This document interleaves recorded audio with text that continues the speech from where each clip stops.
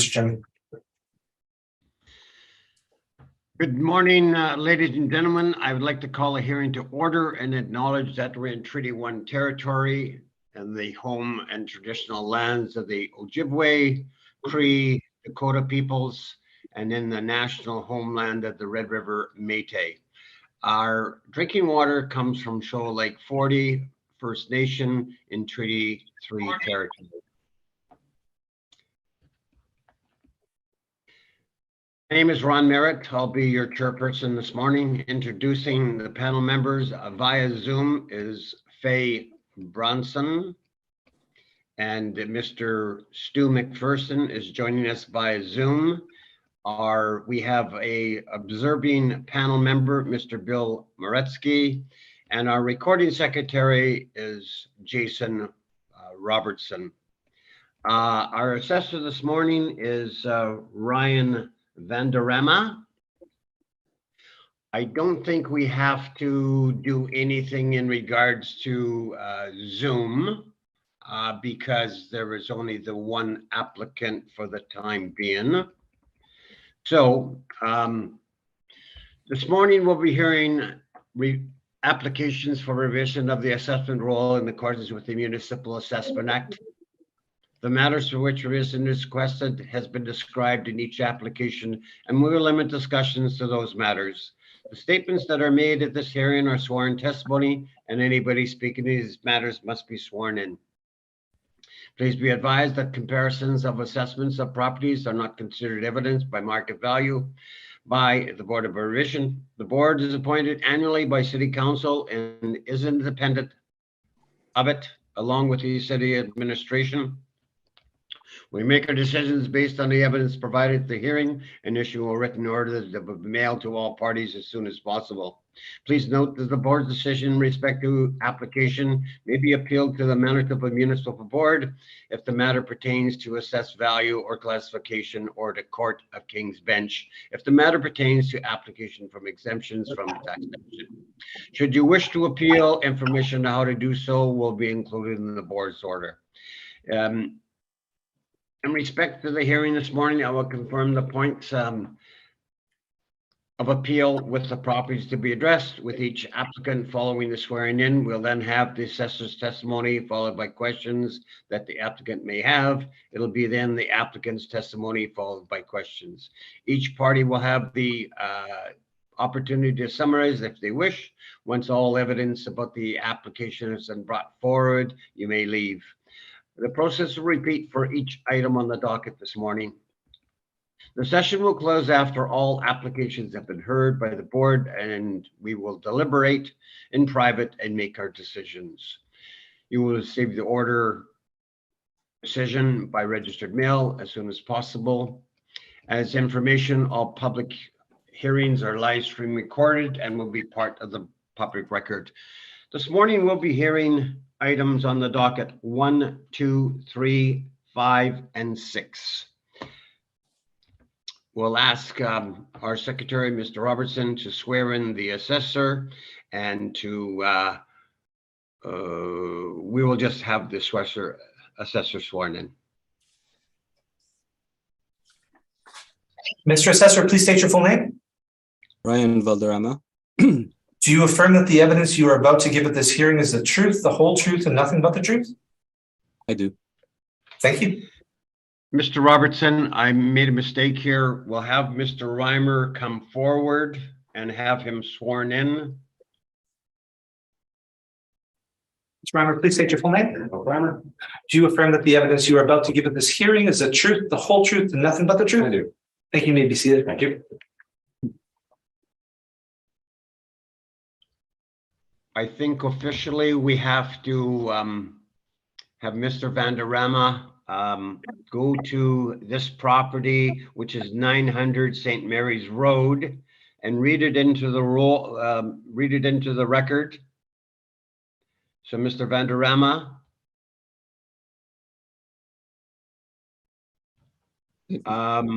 you may proceed with this property.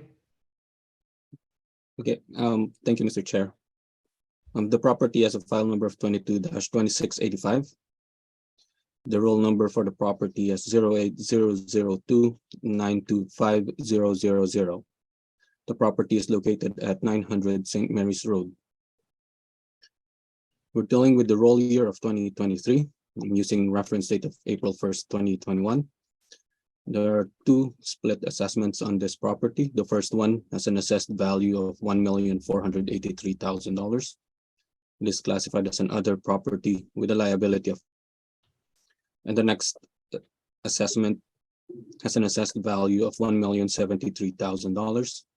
It is classified as an institutional property and a liability of exempt. The total assessed value for the property is $2,556,000. I think The that's good property- enough. Okay, I think that's good thank you, enough, Mr. Chair. Ryan. I think that's good enough. Mr. Reimer, I understand that you were seeking confirmation of this property. We are indeed just seeking confirmation of the assessed value, classification, and liability at this time. Thank you. Thank you, Mr. Reimer. Mr. Valderrama, you can go to the next property, which is 450 Nathaniel Street. So read that into the record too, please. Thank you, Mr. Chair. The next property has a file number of 22-1090. The property has a roll number of 12014227600. It is located at 450 Nathaniel Street. Again, we're dealing with 2023, using reference date of April 1st to 2021. There are two split assessments on this property. The first one has an assessed value of $8,777,000. It is classified as an institutional property with a liability of exempt. The next assessment has an assessed value of $1,624,000 with a classification of institutional property and a liability of taxable.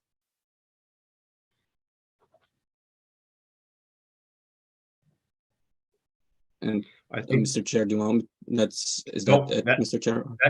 that's good enough. That's good enough, Mr. Valderrama. Mr. Reimer, you're seeking confirmation of this property? We are indeed seeking confirmation of the respective assessed values, classification, and liability. Thank you. All right. Thank you for any questions from the panel members? No, Mr. Chair. Thank you. Stu, you're No okay? questions. Thank you. Mr. Reimer, thanks for your attendance, and you are free to go, and you will receive confirmation. Thank you very much, Mr. Chairman. Thank you.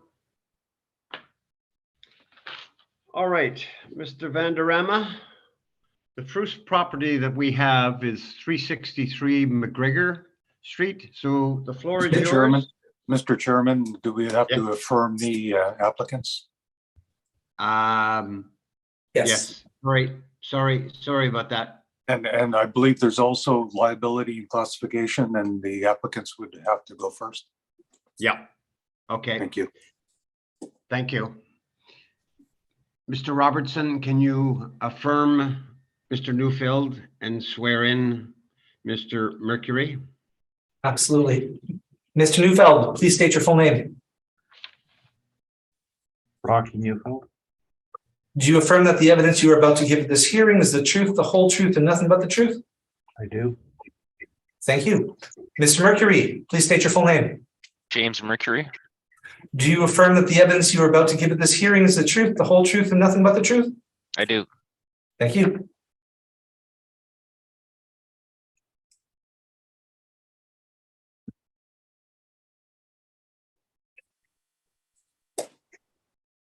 So we're going to go to 363 McGregor Street, and we're going to do the liability first, correct, Stu?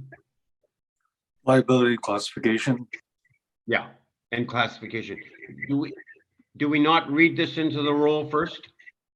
No? It should be read into the roll, whether it's the applicant or you could do it yourself or have the assessor read it in, as long as it gets into the roll. Yeah. Mr. Valderrama, you can read this roll or read this property into the roll, please? Yes, Mr. Chair, the next property has a file number of 22-3485. The roll number for this property is 14100019100. The property is located at 363. We're dealing with the roll year of 2023. And the reference date that we're using is April 1st, 2021. The assessed value for the property is $3,716,000. It is classified as an institutional property with a liability of taxable school exempt.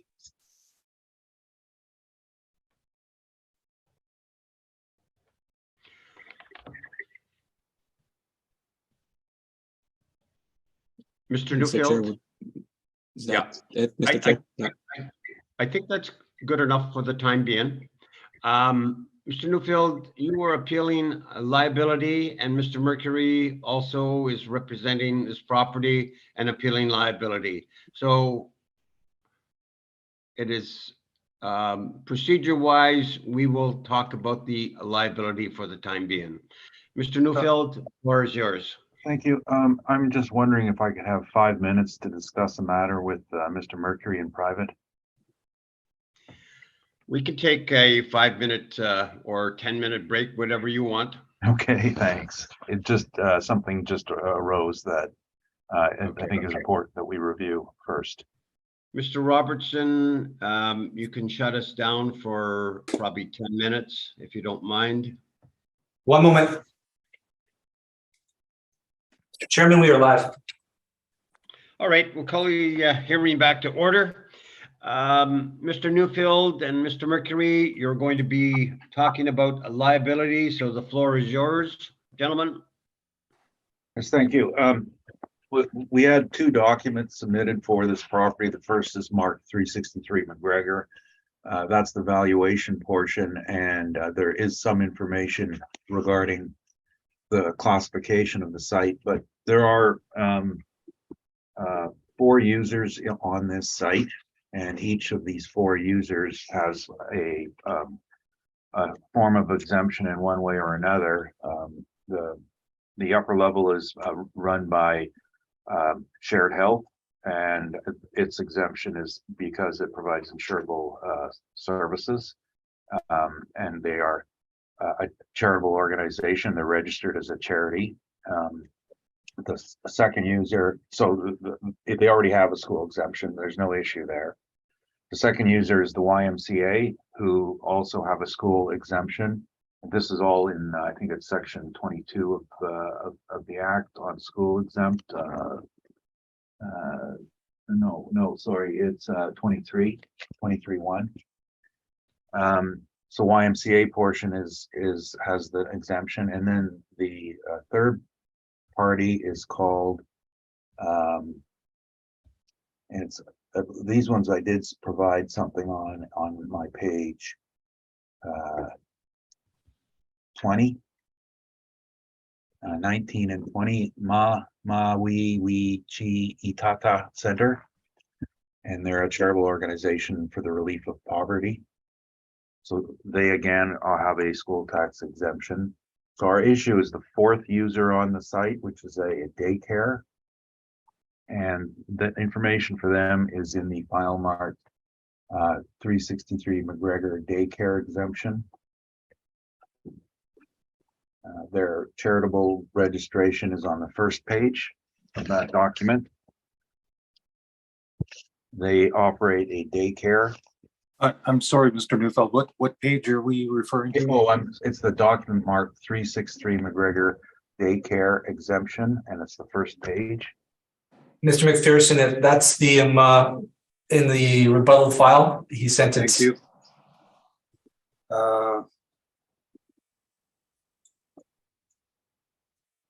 363. It'll be labeled item 1, applicant rebuttal 363 McGregor Daycare Exemption.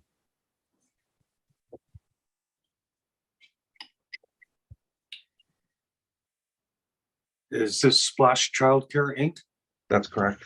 Thank you. I have a thank you.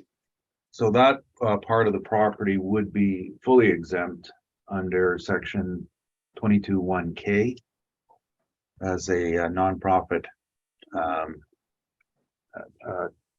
daycare facility. The calculation on this building is a bit strange because it's owned by a trust and they rent out to these various nonprofit groups. So on the second page of that document is the floor plan on the first floor. The purple is the daycare. The yellow is Maui Chi, what I can't remember the rest of it. The green is common area, and the blue is the YMCA original footprint. And the amount the daycare would use, listed on the first page, that's 3,912 square feet for just the purple area. Their share, the common area is 3,896 square feet. So their prorated share of that is 24.7%, or another 963 square feet. And all I'm doing here is the same way you would gross up a lease in an office building where you know, your occupied space has to be grossed up for your share of the common areas. The common areas are large, and no doubt about that. The next space that they occupy is on that chart on the map is called activity courts, and I think it's very fuzzy, so you might not see it, but it's a sport court. I guess it's a basketball court on the top left side of the sketch, and it's got a thick black outline, and it's in the lighter blue. So daycare has care and control of that during their operating hours. In non-operating hours, it reverts back to the other users who use it by I guess it's sort of an informal process. Each of the different groups in there can have access to it, but it's predominantly for the kids, for their breaks, and for their activities are done in there, except during COVID, when that actually became an immunization center for the short period of time. So that space is about 3,500 feet. So daycare has the use of it 50% of the time as a minimum. So we've added those together at the beginning of our page one on the right side, and we have 6,625 square feet of floor area as opposed to leasable area, and because the assessor did it on the cost approach. So on the calculation on that basis, 33.6% of the assessment should be fully exempt, and the balance of 66.4% should remain school exempt. And I did put some pictures in on the third and fourth page, and the daycare has 4 sets of entrances, 2 on the side street, 1 on the front street, and 1 through the building. They have all the use of the outside area for a play area, outside play area on the grounds. We haven't done a recalculation of the land allocation. I suppose may result in a slightly larger amount of exemption under the cost approach, because they do occupy a greater percentage of land than the other sites do. But I didn't get around to doing that. And we did inform the assessor of this matter. I think it was September of 2021, and we have not heard back from them on changing the exemption. So I think it necessitated us filing an appeal to speed the process along. And I don't know what more Mr. Mercury may have to add to this. I think that essentially covers this submission. Really, what we've put forward is attempting the best way we can to essentially split up the property into different uses and in accordance with section 26 of the act, the proportionate exemption, as Mr. Neufeld has walked you through, is consistent. The methodology that he's used is consistent with what we have utilized on several other cases where or buildings where there's a mixed use. So I don't think there's anything really further to add. Typically, these applications, as Mr. Neufeld indicated, are done by way of request or application, typically through 311 and the City of Winnipeg Assessment Department. In some cases, they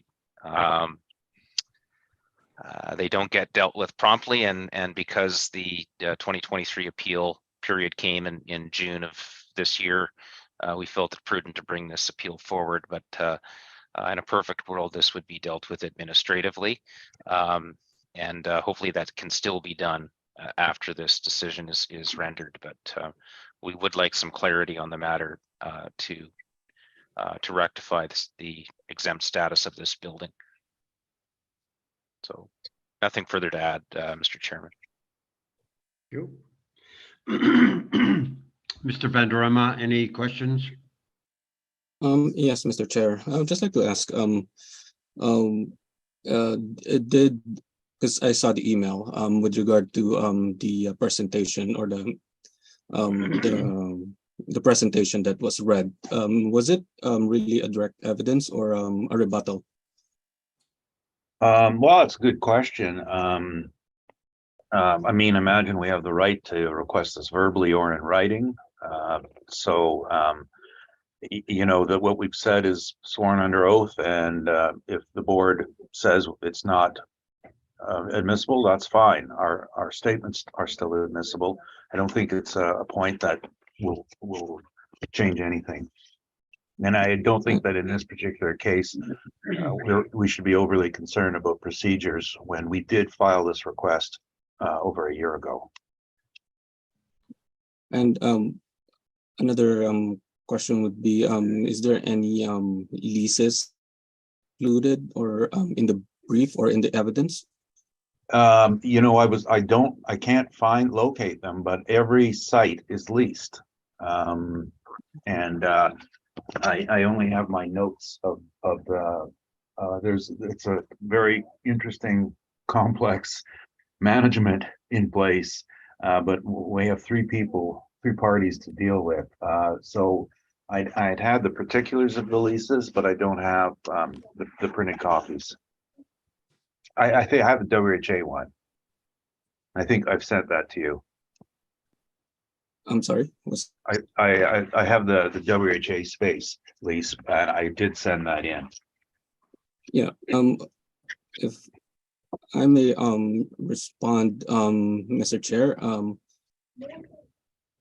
I was obviously for some reason I don't recall anything with regard to the request to the liability and classification change until last minute yesterday with regard to the applicant's email.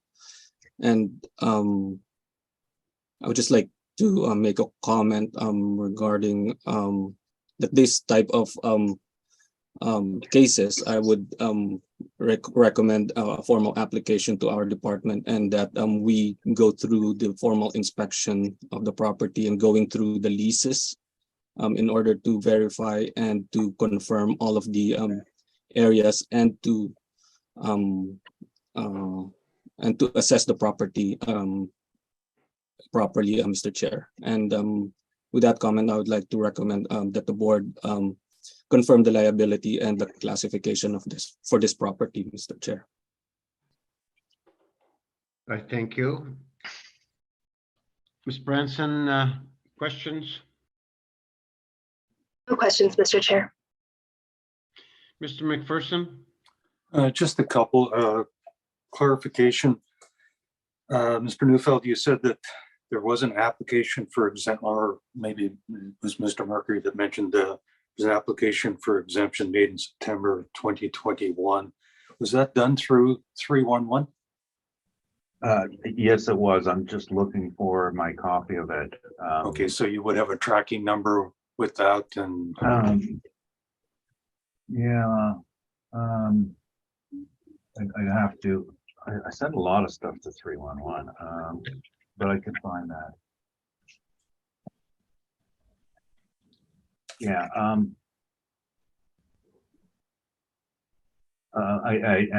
recall speaking to Mr. Dupuy about it, not specifically to Mr. Valderrama, because at that point, of course, no one had been assigned to this case. So I think his remarks are correct in that he wouldn't have known about it, but I'm looking for it, and maybe, I don't know if Mr. Mercury's looking for his number. Well, we got a few tonight. I don't necessarily need to know the tracking number. I'm just wondering whether there was one and whether there was any follow-up as far as the progress on that request. Well, no, there was no follow-up. That was our issue of why we had to bring it to appeal. We filed with 311. I spoke to Mr. Dupuy, and we did the necessary requirements, and then no answer, and everybody got sidetracked on different projects, and so we just decided we would file for this year, like I said, to speed up the process and get it moving forward. They've been in there for years, and so we're just trying to bring this to close. Right. Really. And I guess my other question would be regarding, I think you said it was a basketball court or a gymnasium, about 3,500 square feet. And you Right. think that that should also be part of the full exemption or part of the school exemption, I guess. Is that correct? Yeah, and in the case itself, the information I had sent, it was in the rebuttal. There was an old, it's actually, you can look at it now, but it's called submitted by appellant, and then it's the rebuttal from November 3rd of 2021. And so this was when we also brought it to the board, and we were working on this exemption. So that was another case. We'd had a I think it was I can't recall exactly the circumstances of it, but it was a 21 appeal, and there's some pictures of the basketball court on that page. And it's like, you can see it's a set up for the kids. So, and you said that the other three tenants have use of that when the daycare center isn't operating? So, Yeah, not, sorry, the other three, Shared Health doesn't use it. But during the other COVID, main floor tenants. correct. Yes, that's Okay, correct. so what, is it not already included in part of their exemption? Yeah, oh yes, it's school exempt. I'm just saying a portion of it. I didn't know how to deal with it, to tell you the truth. When I was in there, I've been there a couple of times, the kids were using it. And I talked to the operators and they said, no, it's ours all day long. And then I went in on another day when COVID was there and had been taken over by Shared Health on a short-term basis for immunizations. And then spoke to the people at Mama Wait, who said, yeah, we use it at the night for our meetings, the court. It could potentially a recalculation of it. I don't think it would be incorrect, would be to throw it in with a common area as well. Considering the style of building that this is, which is a community-based thing, so there is a lot of common area. And do it on a 24.7% basis. I think that's I wouldn't disagree that that's a way of handling it. It was just my observation said that the daycare used it more than anyone else. Thank you, Mr. Chair. I thank you. Just a follow-up, Mr. Chair. So if, before you do that, if I could just add, in response to go Mr. ahead. McPherson's questions, there's been some questions regarding the 311 application. I haven't been able to locate it. I do recall there was some discussions between Mr. Neufeld and Mr. Dupuis certainly on this building. That being said, that application process is entirely separate from the appeal process. So the assessor's request to just have the board confirm on the basis that there wasn't a previous inspection is not, in my view, respecting the legislation. This is an appeal on liability. Liability was checked off. It's incumbent on the assessor to review the property in advance and to listen to the evidence here, as that's also the responsibility of the board. So I don't, my suggestion is that confirming it simply as for an administrative review is not appropriate. With respect to the question on the gym and whether it was included in the YMCA's lease, just for clarification, I think this point was made, but the YMCA is school exempt where the daycare is full exempt. So it's just a matter of allocating the appropriate amount of space. So I just wanted to make sure those points were covered in response to Mr. McPherson's questions. And I did have another answer, sort of an answer here as far as the process goes. If you look at the rebuttal information, the one Mark submitted by appellant, this was not my document. This was a document prepared by the city for the case on November 3rd. And the pictures on the pages,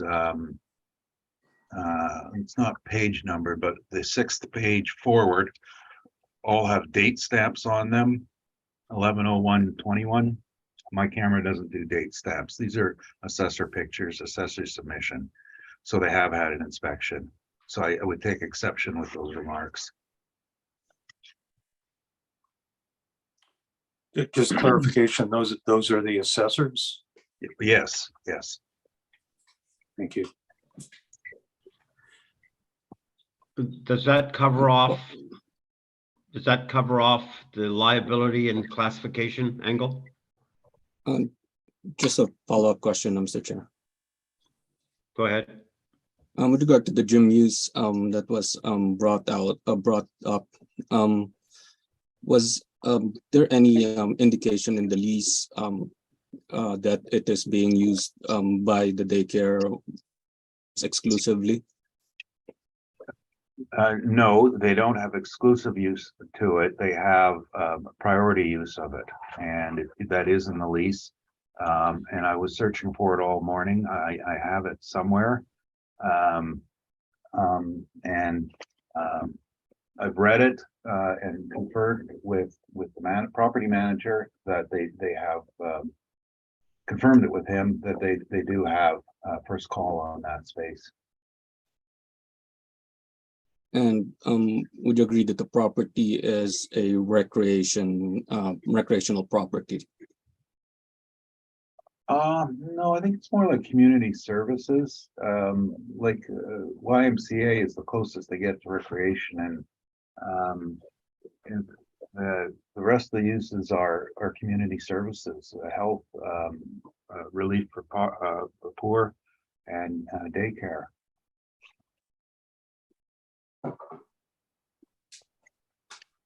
Okay, and in terms of my request or my recommendation to get this or to have this appeal confirmed, Mr. Chair, we find that yeah, the appeal was filed back in June. However, I was just made aware, or of course I found out later on, last minute, that the classification and liability would be the daycare issue on this one, Mr. Chair. So I don't think that would, in response to Mr. Mercury's comments a while ago, I wouldn't have enough time, sufficient time to review anything with regard to the claim or the issue on the daycare occupant on this property, Mr. Chair. And also, yeah, I'm recommending a 54-1, not just for administrative, just because of administrative and not respecting the legislation, but of course, we are we would need to look into this further, and the lease would really help to, of course, to assess properly the property, Mr. Chair. And of course, there's also costs associated if in case this gets elevated to the King's Bench, which we are also concerned, or I am also concerned in terms of the costs that may bear on the property owner, Mr. Chair, or the appellants on this case, applicants on this case, Mr. Chair. So if I can just speak to that, please, briefly. If Mr. Valderrama is suggesting he needs more time, the appropriate request is not to confirm the assessment. Clearly, it's to adjourn the matter. The assessor indicates he's concerned about an appeal. If this is confirmed, I would suggest it's clearly contrary to the evidence submitted by Mr. Neufeld, which really should not be contested. And then it would be incumbent on the taxpayer, who is a these are nonprofit groups, then to appeal it to the Court of King's Bench. It's in my view totally inappropriate, and frankly a surprising suggestion by the assessment department. There's an obligation on the assessor to fully investigate the matter, and really what he's asking for is an administrative convenience, and to put all of the burden on the taxpayer to bring this to court, because we certainly have no confidence that this matter is going to be sorted out in the 21-day appeal period to the court. So if the request is for an adjournment, then I think the board should consider that. That's one thing. But to simply ask the board to confirm it for the convenience of the assessor is just not appropriate. Clearly, there's an obligation. They had an inspection. They had an opportunity to review this. If they wanted more information, they could have requested it. So that is not how this process works, Mr. Chairman. We have a hearing. If they needed more information, they certainly could have requested it. These discussions happened some time ago. So I'm speaking at this point because I do take exception to that type of submission. It's not appropriate to put this burden on the taxpayer, particularly in this case, given the nature of the occupants that are here. Those are my comments.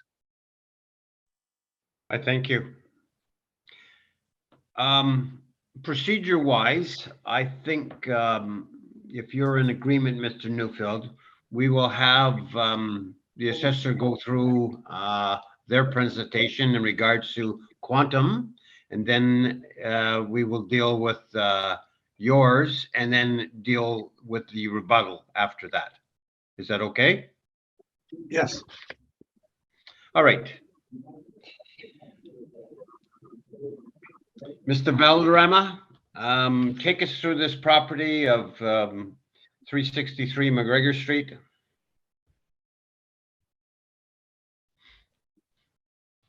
Yes, Mr. Chair.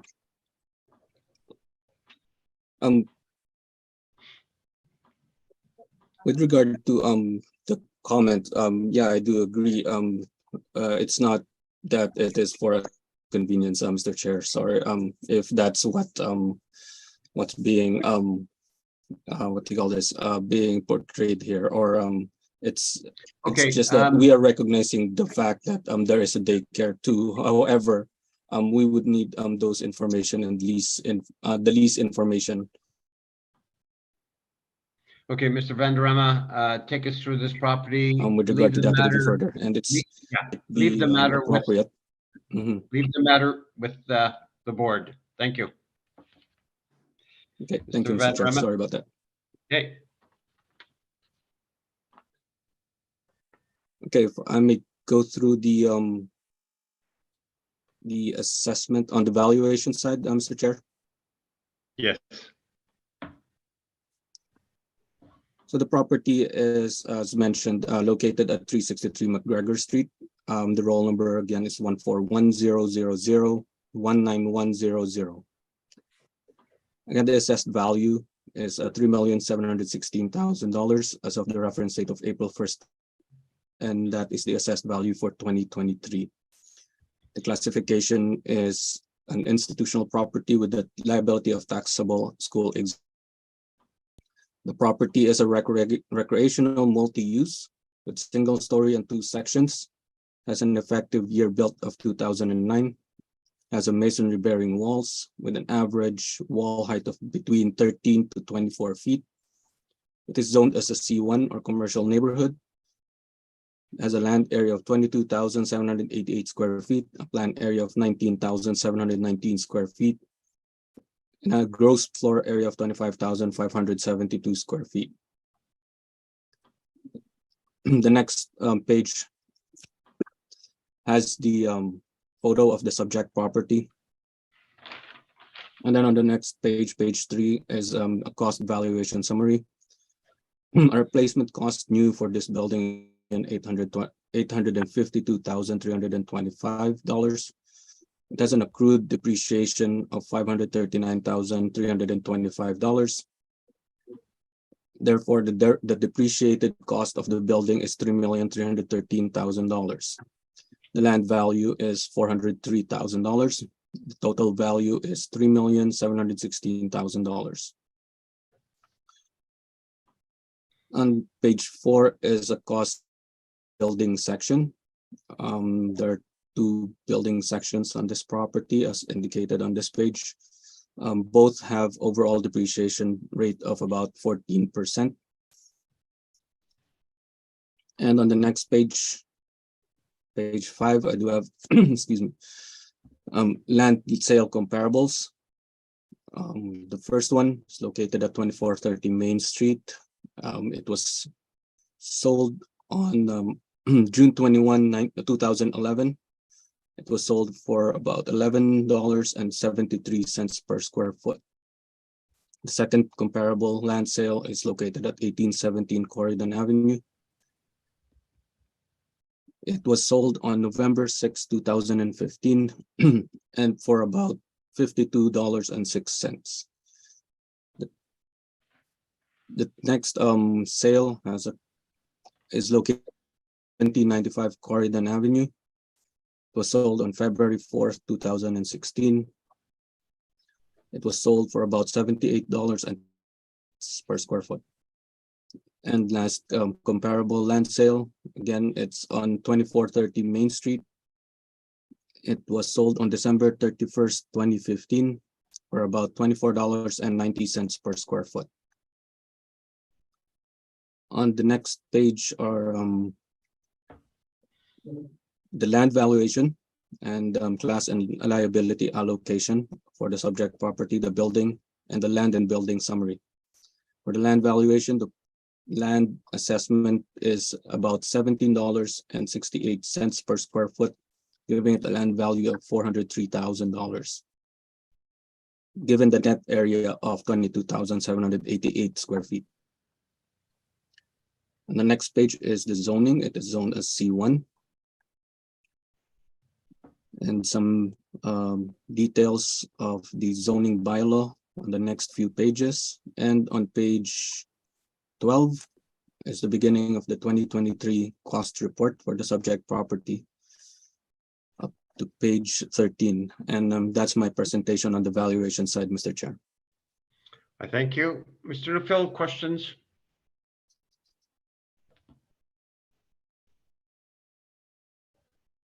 Yes, if the property were fully leased out and all tenanted, wouldn't the right approach have been the income approach?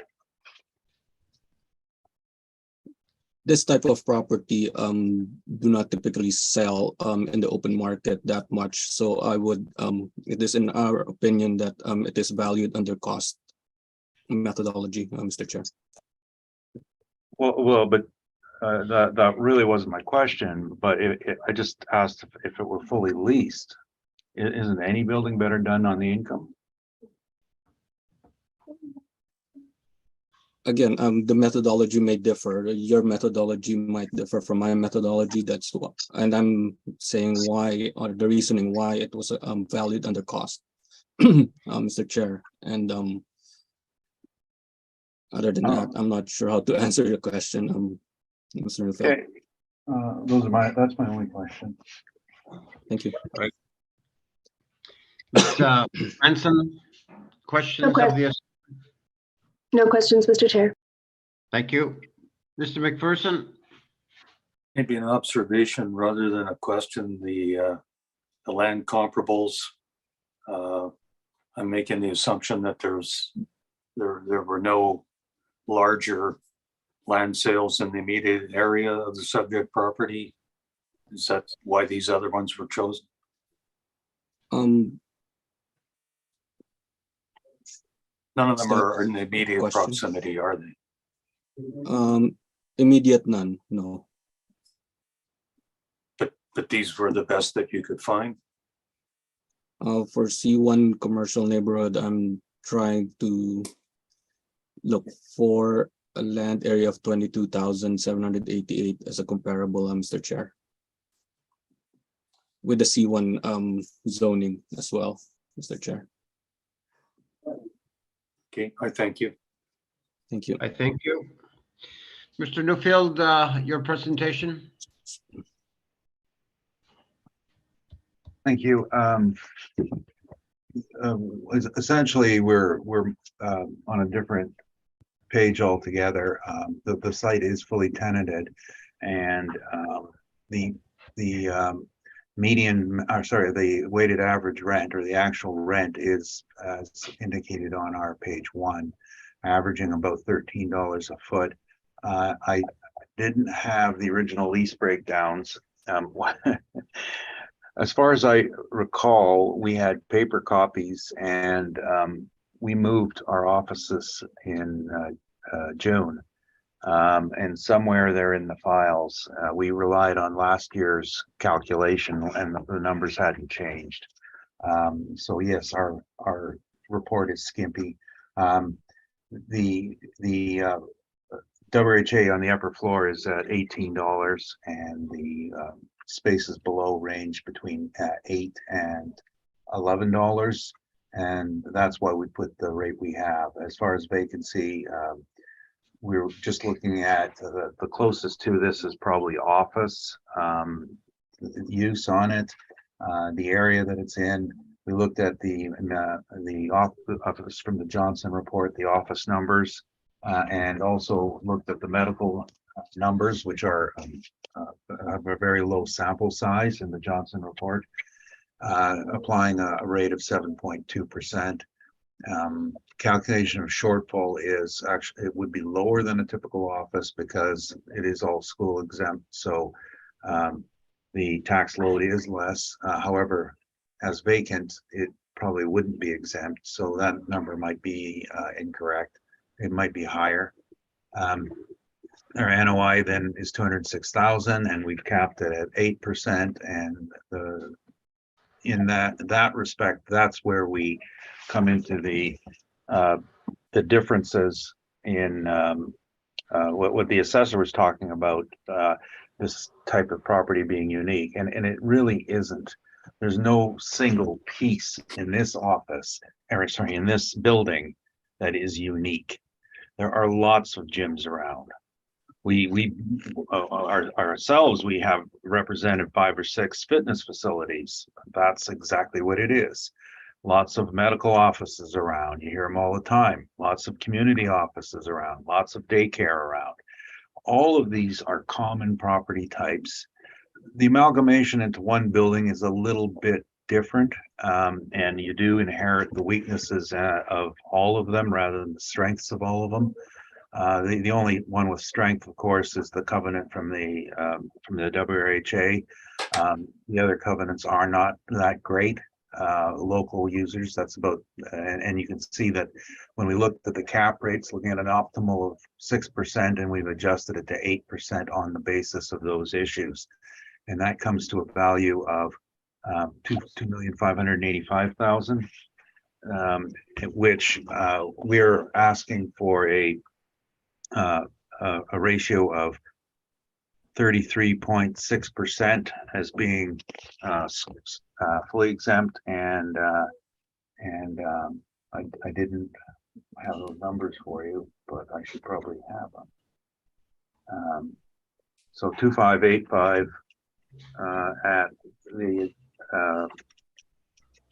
would be 868,560 fully exempt, and 1,716,440 at school exempt.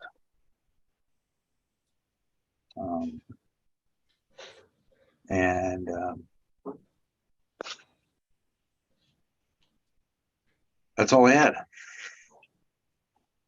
I think we've heard all the rest of the physical information, so no point going over that again. Thank you, Mr. Newfield. Mr. Valderrama, questions of the applicant? Yes, Mr. Chair, wanted to clarify. So for valuation side, the valuation is based on income approach. Is that correct? Yes, it is. And for classification and liability, the valuation is based on cost? The valuation, no, the amount would be the same, because if you looked at the method that I chose, is I took percentages of leasable area. So on the income approach, it's built into the formula, whereas the cost approach, I used the income style of determining the ratio and then applied it to the cost approach on the same ratio. I just turned the balance of the physical area, the difference, the common area, into a gross up. So it's not a difference in approaches. It's the same approach a property manager would use. I think that's all the questions I have, Mr. Chair. Thank you. Thank you. Faye, any questions of the Mr. Newfield? No questions, thank you. Thank you. Stu, any questions? Just clarification on your cap rate, Mr. Newfield. You said there was a base of 6% and then you adjusted it to 8% based on what was your logic there again? Page 2. Page 2 is just shows you the adjustments we made to it. The third one down is that this is a Collier's base, so a Collier's base includes closing costs. Coverage ratio, no parking at all. And that's, when the numbers we use when 3 gets changed to 0 is about a 0.18% difference in the cap. They're all small changes. The design and layout built to suit as a gymnasium. I think that if you look at the floor plate, it's rambling, and might be the best word to describe it. It's done, even though it was custom designed for these users. It lacks a good adaptability for other uses. Age, it's not new. Quality and condition, as a community operation, it suffers more deferred maintenance than typical properties, managed properties. And then the points on the income growth, the tenant strength, and the income stability, those would be location driven, demand driven, and potential tenant uses. You're not going to see AAA covenants in a building like this. You're going to see local users. So on the market, you're going to have a discount on the cap rate because you're assuming more bad debts. I thank you. I thank you. Mr. Newfield,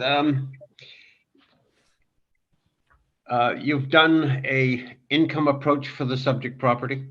Yes. And how did you determine the area of 19,133? From our rent roll, and then we grossed up the common area. I'm looking at what I provided in the daycare exemption note, and that was done to reach the assessor's number of 19,719. I wasn't planning on disputing floor area, but we had a different number. The actual occupiable space has always been 15,823. We just had a different gross up area. What we did is, you see the area the assessor has 19,719, and when you look at my little sketch, there are some stairwells, so they get knocked out because the stairwell is vertical penetrations are never deemed part of a common area. On the cost approach, and maybe I was incorrect what I said to Mr. Valderrama earlier. There is a slight difference in the area. That's how we've got 19.1 instead of 19.7. Knocked out the stairwells. Did you look at the leases involved here? I did. I just can't find them. Okay. I will have them all shortly, and maybe if it's a crucial issue, I think Mr. Mercury's suggestion was good. Put this off until we can get a hold of the leases.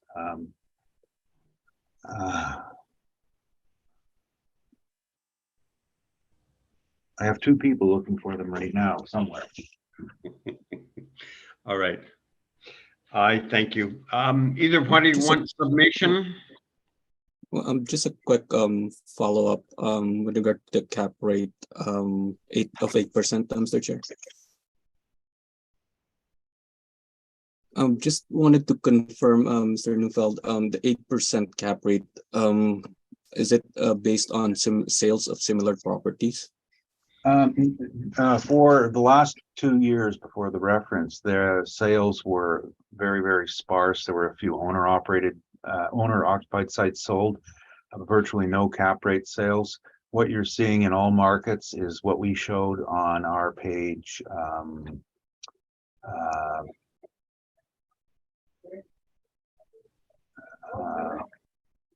43. The way that during the COVID impact that major investors, all investors are now looking at cap rates, and page 45 pretty much sums it up. With the lack of sales, investment sales, we're now going back to the old method that used to be in place of mortgage equity band of investment.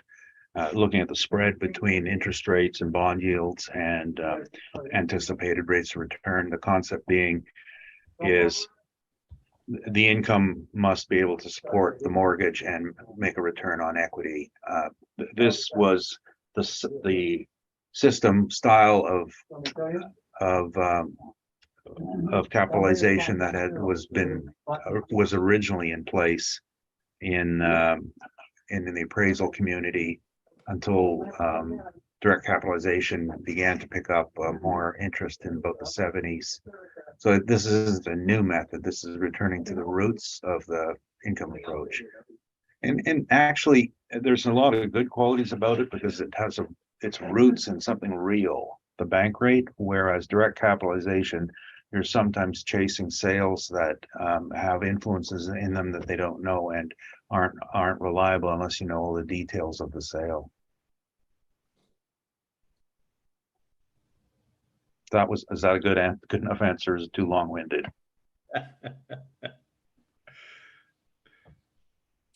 All right. Mr.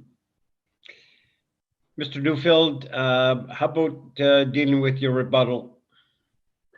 I believe I've been through it in referring it, so that I don't think that there's a need to it's been spoken to already. All right. Unless you want me to. No. Mr. Chair, Mr. Chair, if I may. Yes, Mr. Vanderama. Yeah, I would just based on what has transpired, I'll be so I just wanted to confirm from Mr. Neufeld that the apportionment for the daycare is how many percent again? 30 something percent, 33%, 33 point how much? 6. 33.6. Yeah, I will just accept that one, Mr. Chair, and so goes with the income approach. All right. Let's go to the next property, which is 1476 Portage Avenue. And again, Mr. Neufeld, liability and classification. No, those were just checked off because it has exemptions. Well, we're not contesting them. It's just a value issue. Okay. Mr. Vandelarama, 1476 Portage Avenue, Quantum, the floor is yours. Thank you, Mr. Chair. Excuse me. The next property has a file number of 22 dash 3486. The roll number is 12080156-100. The property is located at 1476 Portage. We're dealing with the roll year of 2023. I'm using reference date of April 1st, 2021. The assessed value for this property is $2,406,000. The property is classified as an institutional property with a liability of taxable school exempt. The property type is a school with 1 to 2 stories with 2 sections, an effective year built of 1980, a construction class of D, wood or steel framed exterior walls, with an average wall height of between 10 to 12 feet. The property is zoned as residential multifamily with a land area of 144,047 square feet. The planned area is 9,748 square feet, and the gross floor area is 12,445 square feet. The next page, I do have the photo of the subject property. And on page 3 is the cost valuation summary. The replacement cost new for the building is $2,048,361. It has an accrued depreciation of $1,638,361. The depreciated cost for the building is $410,000, and the depreciated cost structures is $6,000. The total depreciated cost for building and detached structures is $416,000. The land value for the property is $2,044,000. So the total value would come up to $460,000. And on page 4 is the cost summary by building section. There are 2 sections, and both have an overall depreciation rate of 80%. The next page is the land sale comparables. Again, the first one is located somewhere on Court Avenue. It's by the northwest side of the city. It was sold on November 23, 2020 for $19.06 per square foot. The second one is located at 1515 Ward Avenue. It was sold on April 16th, 2018 for $17.52. The third one is located at 35 Jack Reimer Drive. It was sold on February 1st, 2019. It was sold for $17.25 per square. And the last comparable land sale is located at 165 Sage Creek Boulevard. It was sold on January 28, 2021 for $17.23 per square foot. And the next page are some more details of the cost valuation. Some detached structures amounting to 6. And then the land valuation for the property is about $2,044,000, which translates to a net rate of $14.19 for a net area of 144,047 square feet. The next page, page 7, and is the zoning of the property, and succeeding pages, a few pages, is the Winnipeg zoning bylaw And beginning of page 12 to page 13 is where the 2023 cost report details are. And that's my presentation, Mr. Chair. I thank you. Mr. Neufeld?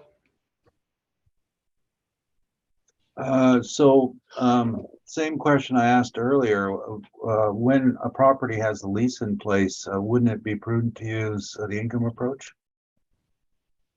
Mr. Chair, I would answer the same way as well, Mr. Chair. With this kind of property, it doesn't really transact that often, so it's or doesn't have any rent for this type of property.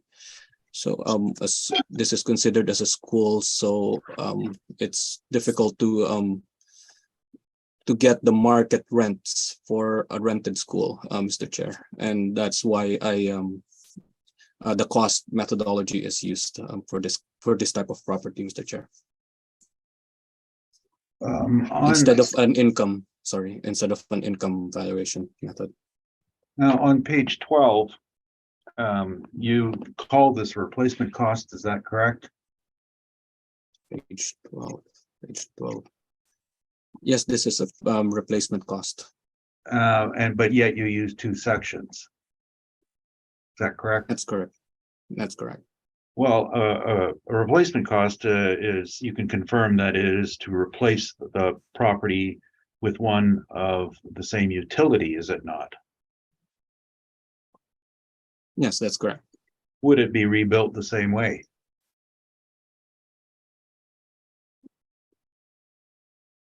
Well, that's another question. It may be built the same way. It could be in the next when this is demolished, then maybe it could be built just one entire building, or another. I don't know what the plan would be, but yeah, I mean, yeah, it's could be built with one building. And did not you and I spend some time together on dealing with the same issue with Falcon Crest, and the board actually ruled that way? Do you recall that? Yes, I do recall. Okay, so in that respect, would your cost report come in much like the Falcon Crest case at a lower number if it were done on replacing it with the same utility rather than replacing it with the same buildings? I am not sure if it is gonna be lower, so I cannot assume anything like that. So, Well, just to refresh your memory, did not and for the board's information, we're talking about a personal care home done on the cost with the same concept here, done in sections. Did not that eventual ruling indicate about a 30% lower cost than the preliminary reports done by the assessor? again, that is for a building that's built for a care home or a nursing home. In this case, But schools. they were done the same way in sections. They had 4 or 5 sections on them, and rather than having the same building rebuilding at the same utility. Again, it's for a different use and a different building type, Mr. Chair. Well, I don't think that was the issue. Well, that was one of the issues, but that wasn't the sole one. Is that fair to say? And I do recall that there was also a cost estimate that was submitted for that specific property. So it would be difficult to apply the same logic on this one, Mr. Chair, reducing it by 30%.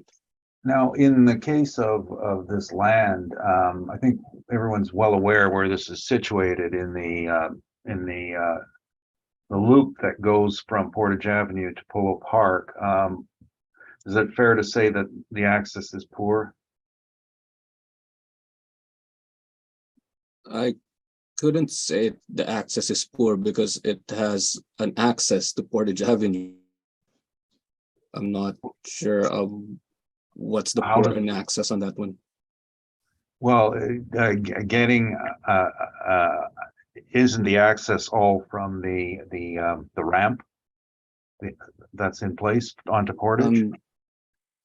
Just looking at the have on page 2, they do have access on Portage. I think that's Portage Avenue on the bottom of the picture. So they have an access on Portage Avenue. Right, okay, well, my picture is probably a bit better on my page 1. How do you get to the property when you're westbound? Or west. No, I don't have that on my page 2. Yeah, I don't have that map on my page 2, Mr. Chair. Sorry about that. So I don't. Okay, well, I look can at- get I'm into gonna that. look at your. Yeah. Yeah, if you don't know or don't have a picture, I can deal with it directly.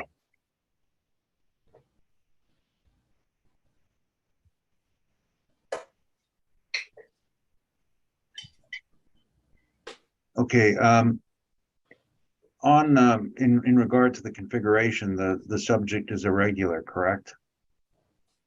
It is irregular, yes. And were any of your comparables similarly irregular? Let me just double check.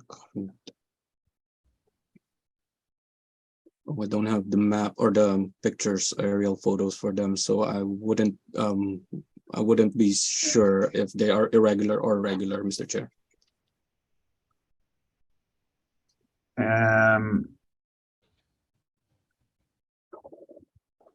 The subject was built as a church and a rectory, correct?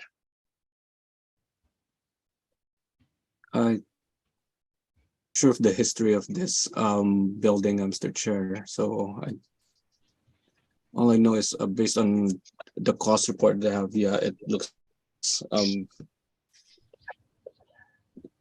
it is built before as a school or a rectory or a church.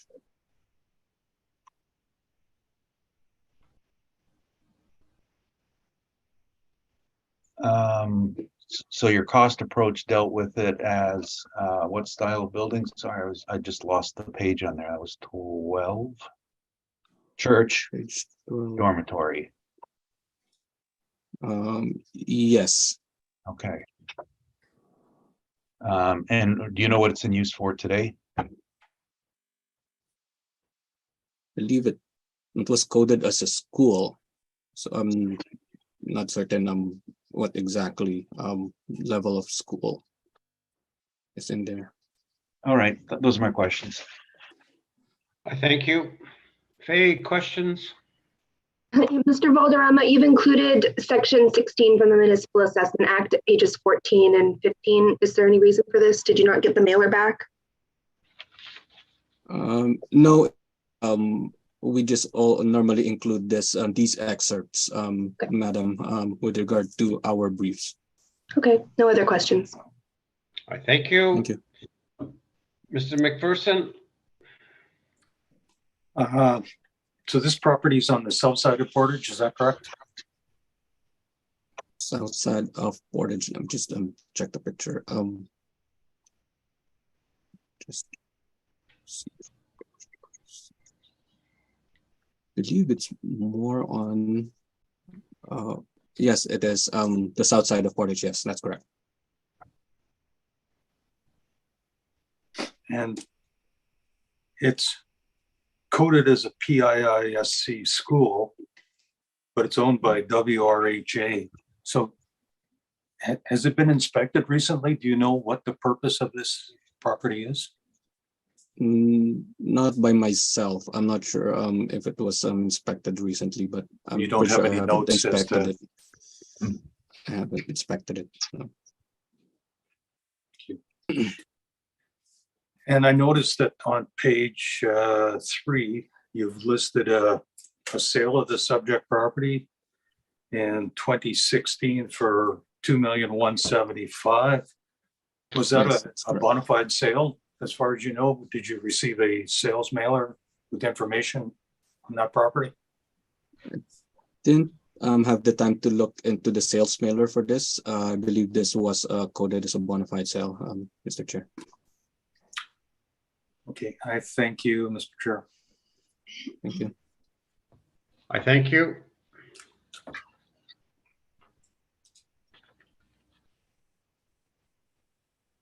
Mr. Newfield, your presentation? Thank you. Subject property was a church. I'm just trying to remember. It was a Catholic church and with an attached nuns residence. I actually appraised this property years ago for insurance purposes, so I'm familiar with it. I don't know if you want to hear a story about how different religions build different churches. This one was really strange. The dimensions of the walls were either 7 feet or 13-foot sections, as opposed to Presbyterians who always build in 8-foot sections, because wood is expensive. And I think the apostles came into effect on this one. It's just a very strange anecdote. It had an unusual dimensions. Now, WHA bought this site, and the deal closed in 2016, which coincidentally was the end of the run for the last provincial administration. This was to be a personal care home. And so they liked this location for it and obtained it.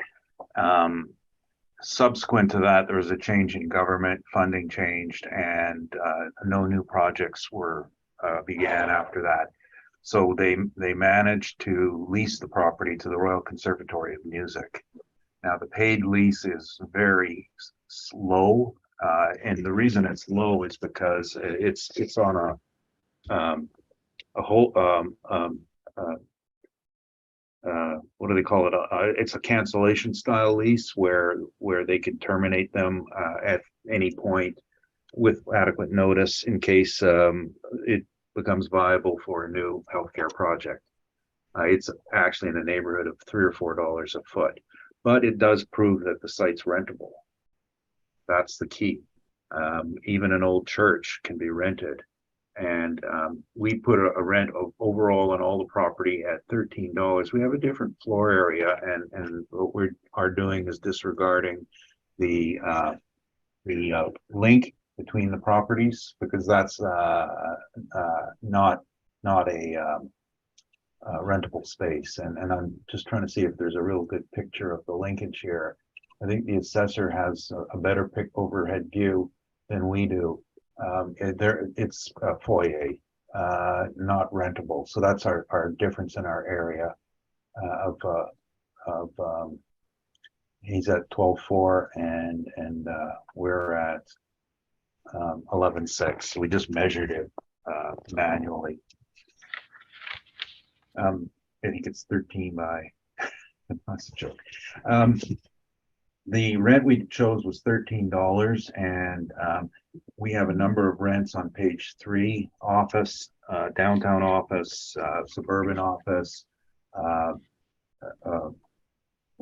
Probably the closest that we could see to these are something like 850 Pembina, which is near the bottom, as well as Buffalo, 1455 Buffalo. And you see those rents were from $10.75 to $13.52. For a user, and there are users. Another alternate use for this is obviously a fitness facility in the church. Conservatory likes it. I imagine the sound is probably pretty good out of this building. The other thing we looked at was some submissions by the assessment department, and this is rather a strange theory, and I just felt like bringing it forward. Perhaps it's my sense of humor. Page 4 is not my report. This is from something submitted to the municipal board, as well as page 5, 6, 7, 8. This is the statement here is that this particular assessor thought that market value is obtained by the fee simple, regardless of how much the thing generates. And now in this case, it generates $3 or $4 a foot in rent, and he says the fee simple in Winnipeg is $13. Okay, I'm just being funny here and making a point to him that when you want to use something like that, it cuts both ways. But the 13 is supported by our own market study. What would vary more though is the vacancy rate, and the potential users in this would probably be in the office category. I was saying that because it's not going to be a good retail because of the poor access. It's nearly like I still can't remember how do I get there if I'm coming westbound Portage Avenue. I think you have to go into, turn down beside what's this called on Empress, and take the road past the Pancake House back onto the loop and get in, and to go back west. That's harder because I don't think they let you cross over anymore on the St. John Ambulance Way Road. I think they put up barriers last time I was there. So that means you have to go back east town and figure a way to do a U-turn on Portage. So poor retail, more conducive to office style use or uses with low numbers of customers coming to the site. So we thought the office would be the best, and the vacancy rate 8.7%. And the shortfall calculation, again, it's lower than office because the tax load is lower because of the exemption, school tax exemption. Non-recoverables, no issue there for us. They exist in the real world and should always be applied. Page 46 and 47 is our study so far of sites, median of 7%. We've applied 7% on this to calculate our shortfall and replacement reserve. The cap, all things considered, I think the building itself is custom built, a church, music school, not a great value there, and typically I would see cap rates for a property like this to be much higher than we put in, but we do know that this is an interim usage, and at some point the usage will change, and the underlying value in the land is pretty good, and that's why we capped as low as we did, it comes out to a 1,583,000. And there was something I was just pointing out here. The assessor's land value is not far off from our own in the bottom, in the value, the ultimate value, because that's where the strength in it lies, not the improvements. That's my presentation. I thank you, Mr. Neufeld. Ryan, questions of Mr. Neufeld? Yeah, just a quick one, because there was a question about cap. It just applies, so I guess it would be just the same answer. With regard to vacancy, Mr. Chair, is the 8.7%?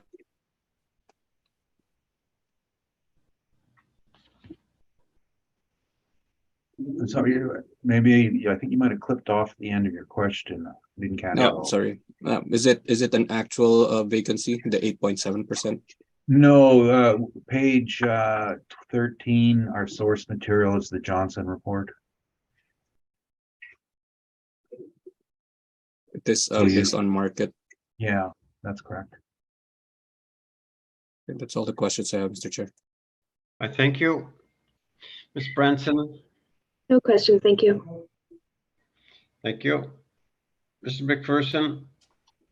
Just a couple, Mr. Neufeld, did you state that the land value the assessor had was not far off from the value that you derived?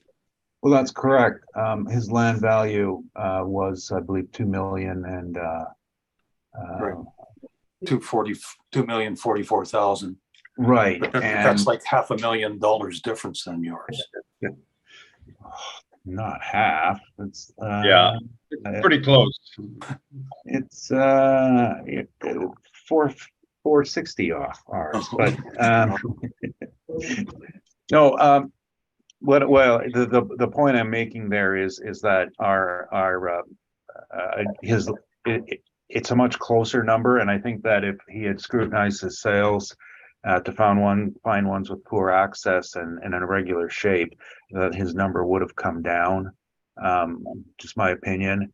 And our value was like an underlying value of land less cost of demolition. So clarify those comments. We're probably, if each of us had reworked our numbers, we would be virtually the same, probably in and around the same amount, maybe 1.6, 1.7 even.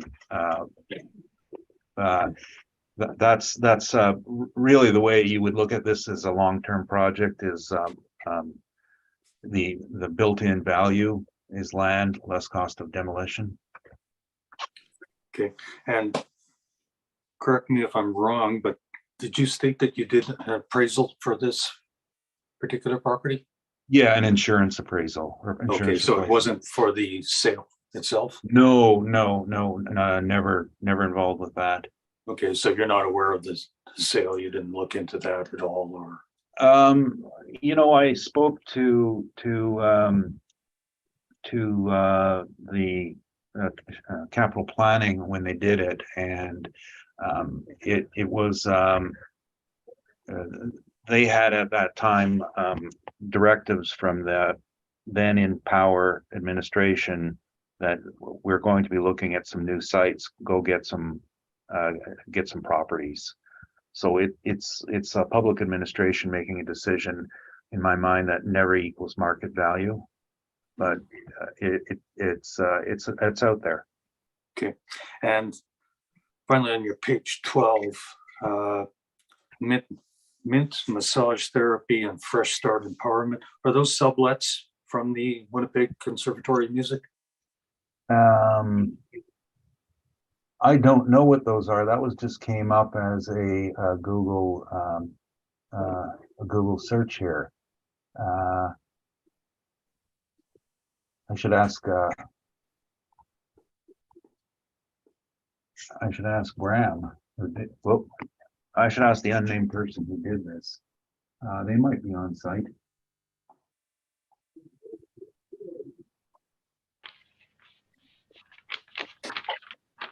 I thought you had stated that the Conservatory of Music had leased the property from WHRA. I believe they are head lease, and then that these might be subs on using part of it. Okay, So, but they're also, of course, class 40S as well. Yeah. Okay. All right. I thank you. Thank you, Mr. Chair. Thank you, Mr. McPherson. Either party wants summation? Just one point, this may be on rebuttal, but there was questions about access to the site, and I think the maps that are in the material are perhaps not the best to show that. I have a map. I sent it to Mr. Neufeld, and I can also do it one or two ways, but I can also share my screen and show you a Google Earth, because I do think it might be important for the panel just to see the property, the overhead of it, when you're considering the matter. So it would just take literally 30 seconds. You can actually see what the overhead looks like. I think Mr. Valderrama's evidence was that it has access on Portage, but that appears to only be eastbound. Yeah. If you wouldn't mind, Mr. Mercury, you can do that, sure. Okay. Just bear with me here. I'll see if I can do this. We can email the document around, but I think it might be quicker if I do this. We can't share screen, Mr. Mercury. Oh, you can't. unfortunately. Okay, never mind then. Rocky, do you have the document I sent you? Yeah. Okay. I'll just forward that to the. Is this the same piece of rebuttal? Because there was one piece of rebuttal that was submitted for this item. No, there's just a separate document. It's just an overhead map, is all it is. You've sent it off, Rocky? Yeah, I did. All right.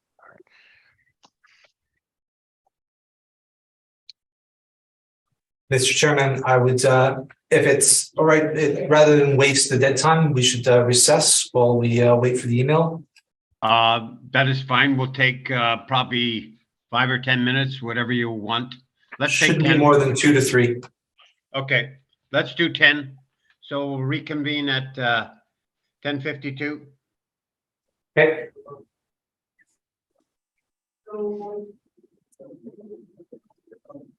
You're live, Mr. Chairman. Thank you, Jason. We'll call a hearing back to order, and I think we'll go to the picture that was submitted and then deal with the rebuttal. So, Mr. Mercury. So I think perhaps I'll just turn it to Mr. Neufeld with the assistance of that photo. He can explain the issues regarding access that he had identified. All right, thank you, Mr. Mercury. Mr. Neufeld? Yeah, unmute. I was eating a donut, a little messy. The pictures show the routing, and so there's an access off Portage Avenue, in from eastbound out to eastbound. Of course, there's no crossing the median there. The other way of getting there is to take the loop. It's called St. John's Ambulance Way. That's the name of the loop. And so if you're coming from the west and going back to the west to get to the site, I think former days you could take the turn in off St. John's Ambulance Way, but I think that there's now a median cut on the outbound on St. John's Ambulance Way. Last time I drove there, they had put up barriers, and that was maybe last year.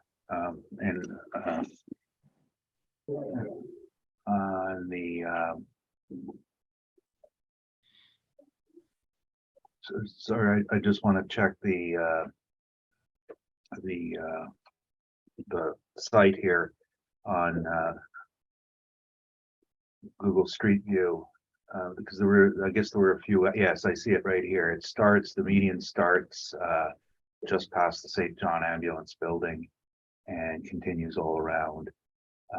So the rear of the former church property not only has a median, but it's got a huge barrier for crossing. So you can't get back out onto St. John's to go back that way. But so if you're coming westbound, the problem is to get to this, you turn down Empress, and then you take the street over to the it has a name here. Yeah, I guess it would be different than the one on the thing that was sent to you.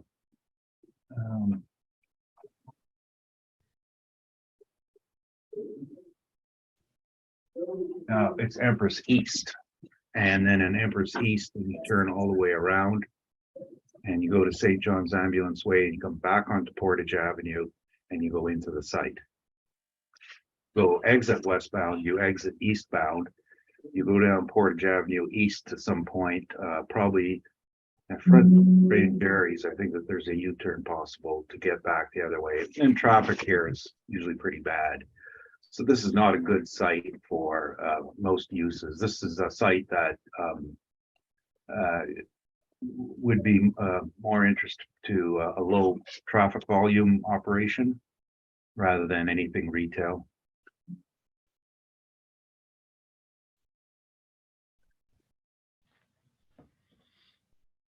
Thank you, Mr. Neufeld.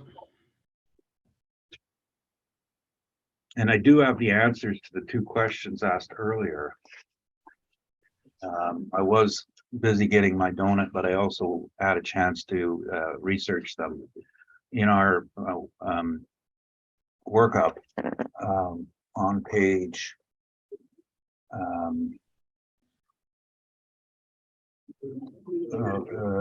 12. Mint massage therapy reportedly, and I only found this from their internet site, I don't know if they're still there, occupied one of the offices in the former residence. The other residences were used by the conservatory for their offices. So they do occupy one of the sites. I don't know how big it is. You know, from the pictures, it looks like 200 square feet or so. And I don't know if it was temporary because now they're reporting they have a new site in Northtown. Now, if you're thinking about the liability issues on that, the other one is maybe even more interest. Fresh Start Empowerment Center is only open on Sundays. It's a church and they operate in the old church. So that's actually a fully exempt operation. But so I think we have a variety of different users, and I think it's probably they're both sublets. It's makes more sense just to leave it as is at 40S instead of chasing triple levels of classification.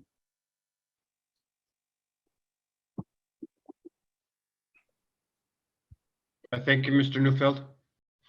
Mr. Assessor, any questions? No questions, Mr. Chair. Faye, any questions? No questions. Mr. McPherson? Good, thank you. Mr. Newfield, you have rebuttal? It was the head lease. I've already spoken to it, so you just have it there to know that I've entered it, and occasionally I do have leases. Okay. The incidentally, oh, that's what was important here. I see that now. The Mint Massage is one of the same people who is listed as a tenant in the Conservatory of Music.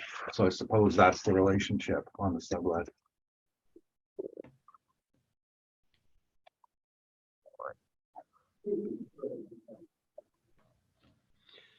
I think I've asked for this before. Either party wants submission?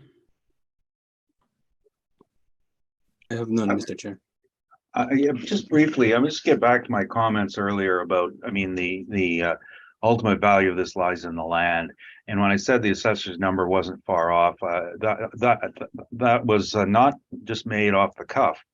You know, if you looked at his $2 million value, a few minor corrections for some of the configuration and access issues, and then the cost to demolish, you would get to very close to the number that I had put on there. And the number we had put on, the number we had put on there was, what would the market do about this? They would look at the quality of the interim earnings, and then the long range plans for the project, and that's how the value would be obtained. Thank you.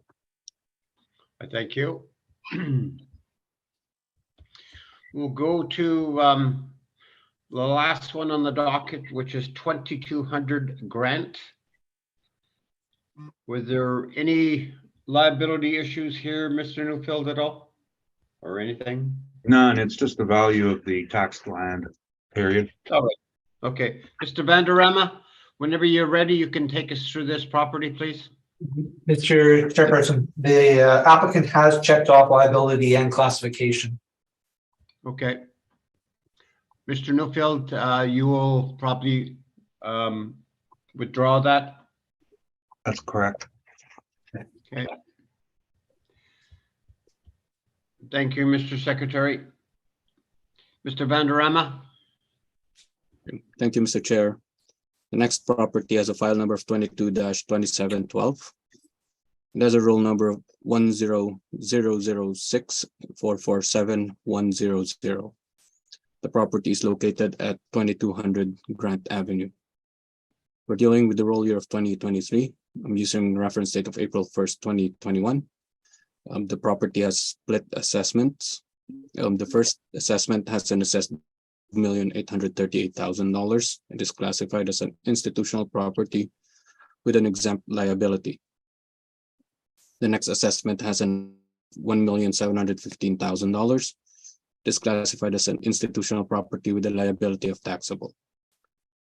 The property is a school, 2 stories, 5 sections, effective years built of 1974 to 2014. It has a masonry bearing walls with an average wall height of 10 to 15 feet. It is zoned as PR3 or Parks and Recreational. It has a land area of 774,793 square feet. It has a plan area of 99,125 square feet, a basement area of 32,570 square feet, a gross floor area of 146,524 square feet. On page 2 is the photo of the subject property. And on page 3 is the cost valuation summary. The replacement cost new for the building is $25,816,790. It has an accrued depreciation of $15,214,790. And the depreciated cost for the building is $10,602,000. The depreciated cost for the detached structure is $34,000. Total depreciated cost is $10,636,000. The land value is $3,917,000 for a total value of $14,553,000. On next page, page 4 is the cost summary by building section. There are 5 building sections with varying overall depreciation rates applied to each building. On page 6 or page 5, sorry, is the land sale comparables. First one is located at 5101 Dougal Road. The land area is 208,792 square feet. It was sold on May 4th, 2011, and it was sold for $1.83 per square. On comparable 2, it is located at 90 Rothshire Drive. It was sold on November 14, 2012 for $1.89 per square foot. Comparable 3 is located at 400 Pipeline Road. It was sold on September 8, 2016. It was sold for $9.19 per square foot. And the last comparable is located on Ridgecrest. Ridgecrest. It was sold on October 16, 2012 for $7.25 per square foot. On the next page are some more details of the subject with regard to cost valuation. The land valuation on the property is $5.06 per square foot for a total land area of 774,793 square feet. That would lead to a total land value of $3,917,000. And the zoning for the property on page 7 is PR3. And then some zoning, the zoning bylaw on succeeding pages. And on page 12, up to page 12 to page 6 is the 2023 cost report for the subject property. And that's my presentation, Mr. Chair. I thank you, Mr. Newfield.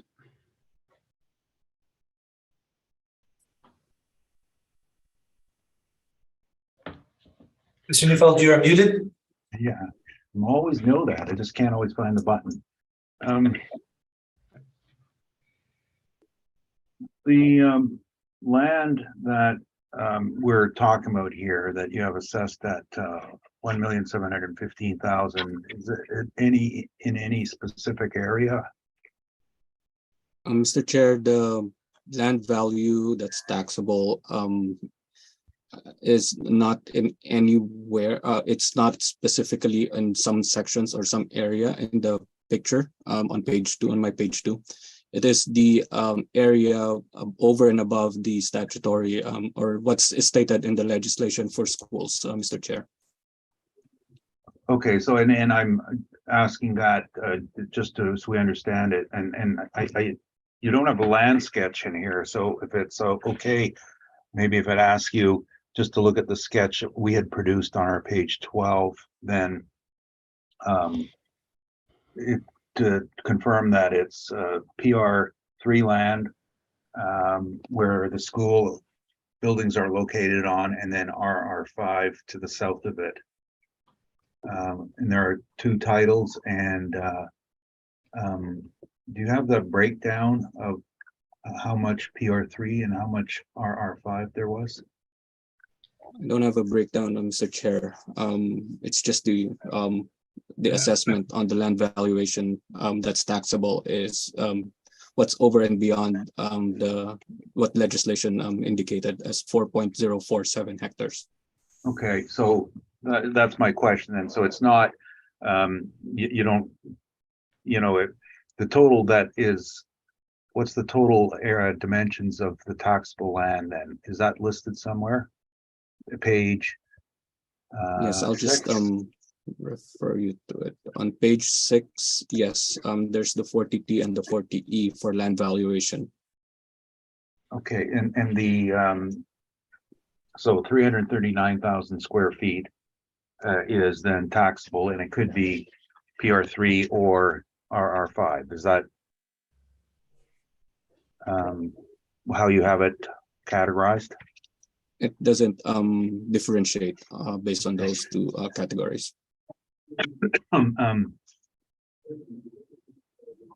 Considering that we have two separate zonings, are you saying that they would have the same value, PR3 and RR5? There could be blended in terms of the $5.06 net rate. And where do you show the blending? I don't have the that calculation with me. Okay. It's an overall value. The exempt area of 43,560, that's a school exemption? Yes, attributed to the school, yes. And what about the exemption for the place of worship? Was there no land allowed for that exemption? I'm not aware of the place of worship on this one, Mr. Chair. Well, I can find in previous, in 2020, I believe that the number was a bit different than this, and that's why I'm questioning it. There was an allocation of land, because you're using the cost approach for they have a church on site. And as well as a rectory. So that's why I was wondering, how come the number's different this year? I'm not sure. I don't know. I don't have that information in the evidence, so I'm not sure of the that one. Okay.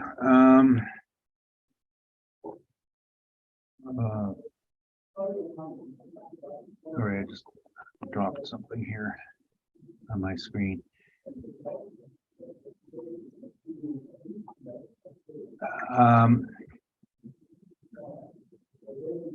The sales that you used, I'm just wondering, what was the basis of your selection for these sales? Well, I tried to look for the or the basis would be the zoning and then the land area mainly. So you have the first two in Canterbury Park, in and around that area, and I don't know what it's called, West Transcona or something like that. These are R5 and PR2s. They coincidentally sold for around $1.83 to $1.89 a foot, and yet your other comparables were considerably higher. Why is that the case? I don't see any reasons. It's just that's how much they were sold. Well, the ones on, I'm speaking the ones on Dougald and Rothshire, were they developed? I'm not aware during that time when they were sold if they were developed from then on. Do you know where in the development process they were sold? No, I don't. And in regards to Pipeline Road, which was $9.19 a square foot, has that been developed? I am not sure. I'm not aware of any developments. I don't know. Do you know who bought it? No information on that one on this evidence, Mr. Chair. Did you talk to anybody associated with the sale? No, I did not. did you look up the development approval on the city clerk's decision-making site to see at what stage their planning was at? No, I did not. Comparable 4, same question. Did you look anything up on the city's development site on their where at that time of sale, were you aware that they had been approved for rezoning? Same answer, Mr. Chair. No, I did not. Do you think that those issues may have accounted for the vast difference of $9.19 and $7.25 a foot versus $1.83 a foot?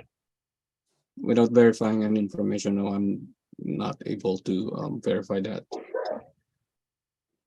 Well, these sites that sold and were developed, is it possible to develop the subject site? Anything small. I don't know what the possibilities would be. It could be endless. So I get question, Mr. Chair. At the current time, with the current zoning, is it possible to develop these sites? Well, we'll look You've at got the the zoning chart here. Is it possible?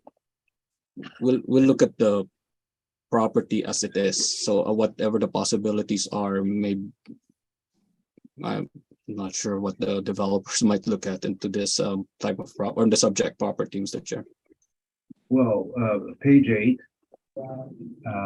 you have the principal use table, and under RR5, the first permitted use is a single family detached home. Now, what size must the lot be in RR5? Do you know the answer? I don't have that information with me, Mr. Chair, so I don't know. You're not aware that the 5 in RR5 stands for minimum 5 acres of land required for one home. Then, are you not aware of that? Again, I don't have that information, so I'm not. And what is permitted in P3, PR3, the other zoning? That's right beside it. Very limited uses. Are there no residential at all, is there? Well, based on the table, there's a few, yes. Schools, gardens, museums, correct? Yes, just like what the present use is. Golf course. Well, so you're comparing severely limited sites to sites that had that zoning, but then got approvals to change the use. You have no knowledge of where in the development and rezoning process any of your sales were. Wouldn't that be important? Well, that was the information I got at the time of sale. That was the value that came up at the time of sales for these land sale comparables. I'm not sure if Mr. Mercury has questions or not, but that's what I wanted to ask you. No further questions. I thank you both. Ms. Branson? No question. No, thank you. I thank you. Mr. McPherson?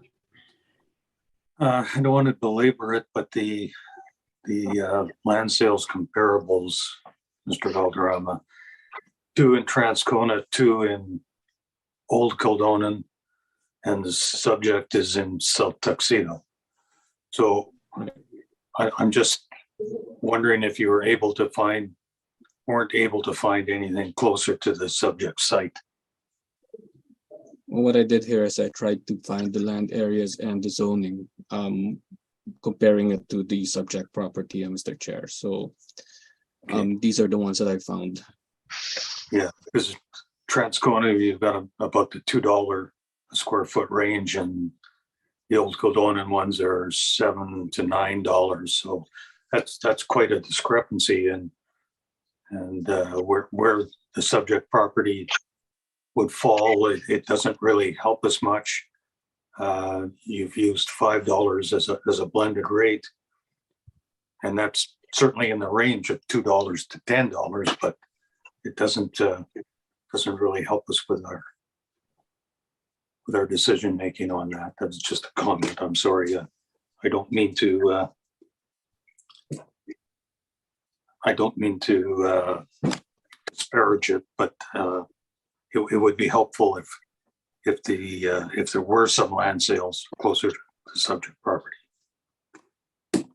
Thank you, Mr. Chair. That's all I had. Thank you, Mr. McPherson. I have a tough time with the sales too, Mr. Vanderama. And I think Mr. McPherson's comments are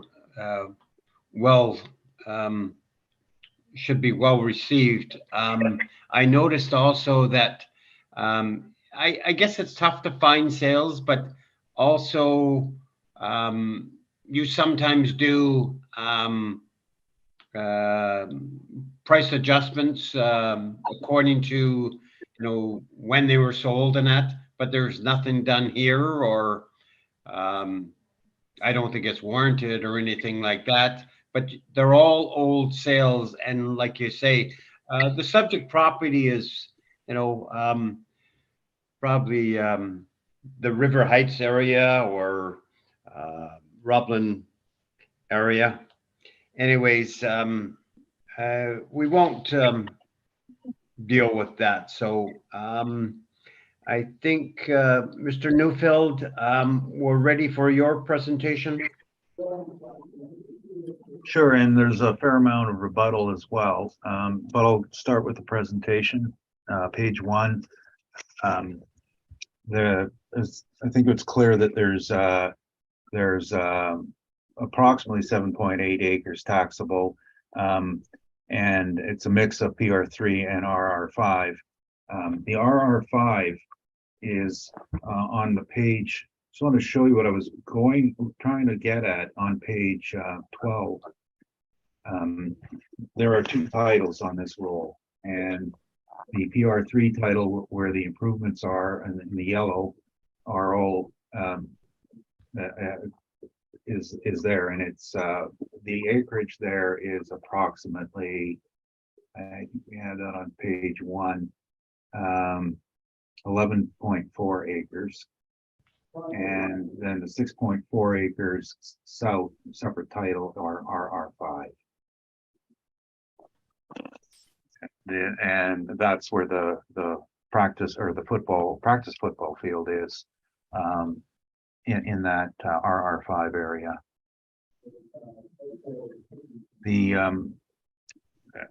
And again, I know that statutory, they haven't decided which is allocated where. I think it's an important issue, simply because we have different zonings, and we have approached it each with excess land being attributable that way, and I've done it a little bit differently. I've said that the 11.4 acres of PR3 would probably contain all of the exemption because the buildings are there, and the land under the buildings would common sense dictate that's where the exemption should occur, and then the additional acreage, the RR5, would probably be considered the part that could be taxed. The costs to bring this to market are incredible. Now, you're going to see some sales that we discuss later, and the question I'm going to get asked is that these aren't serviced, are they? And of course they're not, but neither is the subject lands when you consider its zoning, because servicing isn't just having the pipes at your front door. Servicing is paying the city for the privilege. Now, if you were to rezone this land to any sort of a usage that you could develop on, the cost would be 10% of the value created, plus about $240,000 an acre in fees. And these are what you're paying for your share of the services. It's not free because the pipe's right there. You pay for it, and it's part of the rezoning process. Now, that was the last time we checked, it was 240, and the city with their impact fees and changes it might have gone up, might have gone down, but the point is it's considered unserviced because of its zoning. You can't hook up. Now, the PR3 zoning, as I was saying in the questioning is there's virtually no use you could put in PR3 except a community use, such as a school. It's not marketable to any other user. So if you wanted to put a house up there, could not do it. No apartment, nothing, not without a zoning change. And Mr. Mercury is going to talk to you about zoning changes later. The RR5, it is permissible to put a residence up. On 6.4 acres, you would be allowed to put up one house. Because it's a minimum of 5 acres, you've only got room for one house. And instead of thinking of it on a per acre basis, you have to think of it on a per lot basis, generally with the RR5 and the RR2, because you're buying a lot of record that allows you to build rather than an acreage. It'll be a scale where if you have an RR5 zoning and a lot of record costs you a couple $100,000 to buy, well, the additional acreage, there's no real extra value for it, maybe a few $1,000s an acre to do that. Now, the assessor had difficulty finding sales, but the part of Winnipeg that has the most RR5 zoning and RR2 zoning is just across the railway tracks, stone's throw away, as you can say, in South Wilkes. It's the where most of our RR2, RR5 zoning is now, and it is partially serviced, but not with all services. And of course, there would be a fee to bring those services in, much like there would be for the subject property. We are comparing the same apples to apples, and in terms of getting a bang for your buck, whether you want to be in West Taylor or in South Wilkes, you're going to find that when all things are said and done and the costs are in, land values are very homogeneous because they're all targeted to the same users, which would be larger homes on larger lots in South Winnipeg. So these sales are summarized on page 2.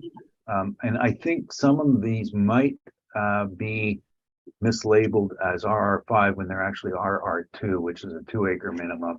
There are also a number that were below 2 acres and that's because on Liberty and Loudon, there was a South Wilkes area plan that allowed for smaller lots at one point, 1 acre lots. The rest of these are all in areas where the RR5 or the RR2 is enforced. And you can see from there that the sale prices per acre are looking at the mean and the median were between 153 to 126,000 an acre on the basis of a lot price. That's a lot of record price. I think that's more important. 321,000 to 286,000 is your mean and your median. That would be the key here because you're buying title rights, not acreages when you're buying RR5. And if someone says, well, you could develop it with more, well, okay. When you get your permission from the city, maybe, but we don't assess maybes. We assess what is in place today. The zoning on page 3 shows what the yards setbacks are and the requirement for lot areas. And it says principal residence structure, RR5, 5 acres. That's what you need for, that's the minimum, that's what it's worth. So going back to our page 1, we looked at the RR5 at I think somewhere around our mean and median as a lot of record in its current situation, 321,000. The PR3 land, I see that there's very little you can do with it. I don't know how you put a hypothetical number on something that you can't use. And there are no sales of PR3 land. And I noted that there were about 3 sales of PR2 land in the last couple of years, and one was, or most of them, I think all of them were they were in the midst of a zoning change, so they're just not reliable. Zoning had all but been approved or was known to be approved at time of sale. I can't really see us putting a value on that PR3 land for anything, other than it's got grass and part of a football field on it. I don't know where we find that in market value. I'd say $1. There's nothing you can do on it. We're charged with finding market value, not value to the user. There's good value to the user; they could play on it, but you can't sell it. You can't do anything with it. If tomorrow St. Paul said, well, I think we'll cut that sliver of land off and sell it. Yeah, there's a process. They would apply for subdivision and rezoning. And when they get approved, if they got approved, there would be a value. Again, that's an if. We don't value ifs.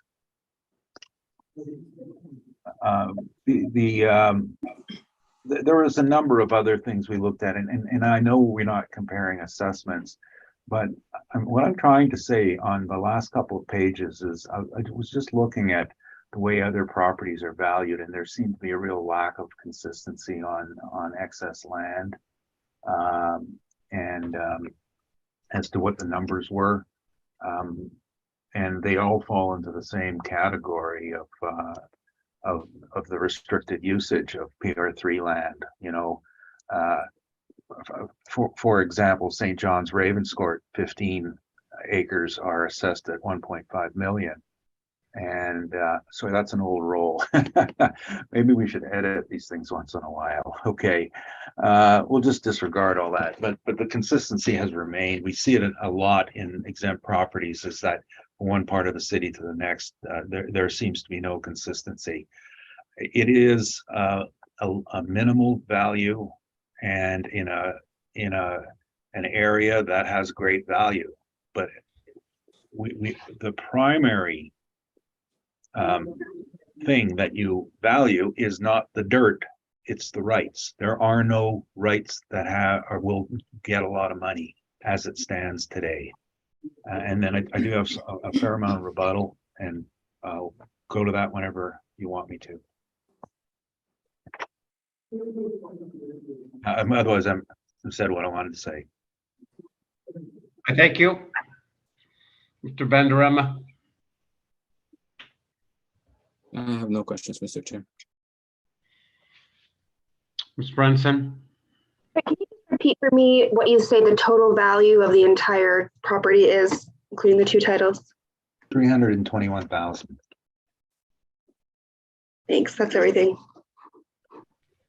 I thank you. Mr. McPherson. So clarification there, the 321,000, that's the taxable amount versus the assessed value of 1,715,000. That's really what's in contention? That's all that's in contention. Yeah, I mean, the rest of the approaches mean nothing because there's no tax on it. Okay, and just on your page one, there's a little clarification, the Board of Revision, November 30th, 2020. Is that just a boilerplate that didn't get changed? Yeah, pretty much, exactly. We have a fairly loyal clientele. We polished off last year's and revised it. Okay. Thank you, Mr. Chair. Well, thank you. Mr. Newfield, you have rebuttal, Yes, so let's deal with that. I submitted, I believe, 5 pieces, and Mr. Mercury is going to address some, and I'm going to address. I'll start with mine. First, there's two files marked 400 pipeline. One's just says 400 pipeline. The other one says 400 pipeline sales. So 400 pipeline is the motion that came before the Standing Policy Committee concerning this property on the vacant building bylaw. So it's produced in its entirety, but it's the last the page, a letter from the owner, which is on page 9 of this report to SPC.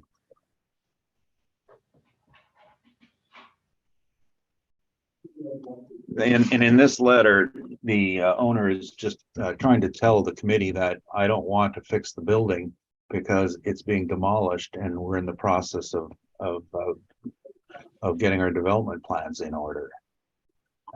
Person who signed it is Bill McGarry. I've known Bill for a long time. He and his partner, I actually bought a house from his partner, and this is his business. Waterside is in the pre-development field where they look for properties, identify ones, determine that there's a strong support from civic authorities for development, and that would be indicated by a number of factors, such as where does it fit in the city's plan, which at this time I think was called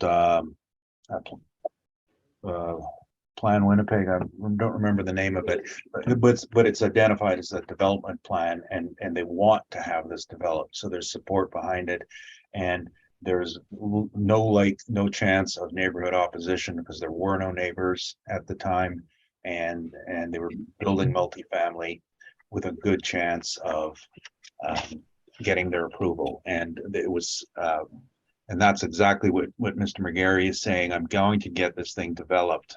You know, a developer bought it, and someone who's known to us, so this is his field. The next document on the sales shows what their business really is all about, and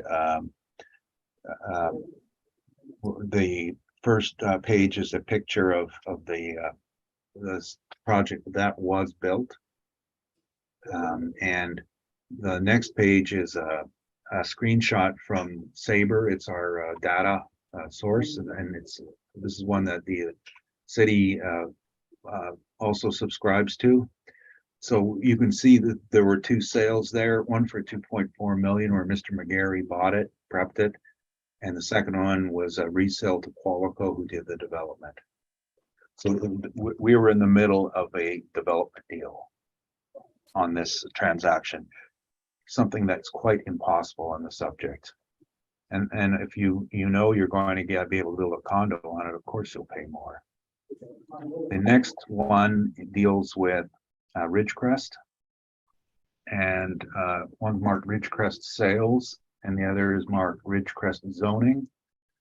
So the one marked Ridgecrest sales, and I had an awful hard time tracking this thing down because it's the assessor doesn't have it quite accurate. He had put on it his sale on page and nothing turns on this. It was just a difficult. He had marked on his comp number 4, 3,015,000 October 16th, and he had marked oh, maybe he didn't. No, sorry, I'm misstating that. 9.54 acres. I think there might be some small variations in this because of the way it was assembled. So the sale was actually 3 parcels, and that's on my first page of that. And each of the parcels is then listed in order with a picture on top. And firstly, it's riverfront property. The further down, you'll see the sketch, and the 3 parcels were put together. The sketch on the 3rd page shows you the parcels, and then by plan number, they're all under plan 52275, and they are B, G, M, D, J, and P. And P, which is the one marked where there's a building on it where RR5 is stamped, that's on the river. And the right of way that goes through it is is lot H in plan 52275. So that remained a city right of way and ended up being developed as a cul-de-sac between the properties. They now have different street addresses on the 4th page. One's called now 2701 Scotia, and the other one is marked at just Scotia Street because it's still waiting to be developed. But they've all been rezoned. Now the approval on that in the Ridgecrest zoning, July 23rd, 2012. This was at the Lord Selkirk Community Committee, and at this point, the approval was being put forward, and let's just see. The recommendation on it was the proper page 8. The property can be rezoned to RMFM. That's in July of 2016.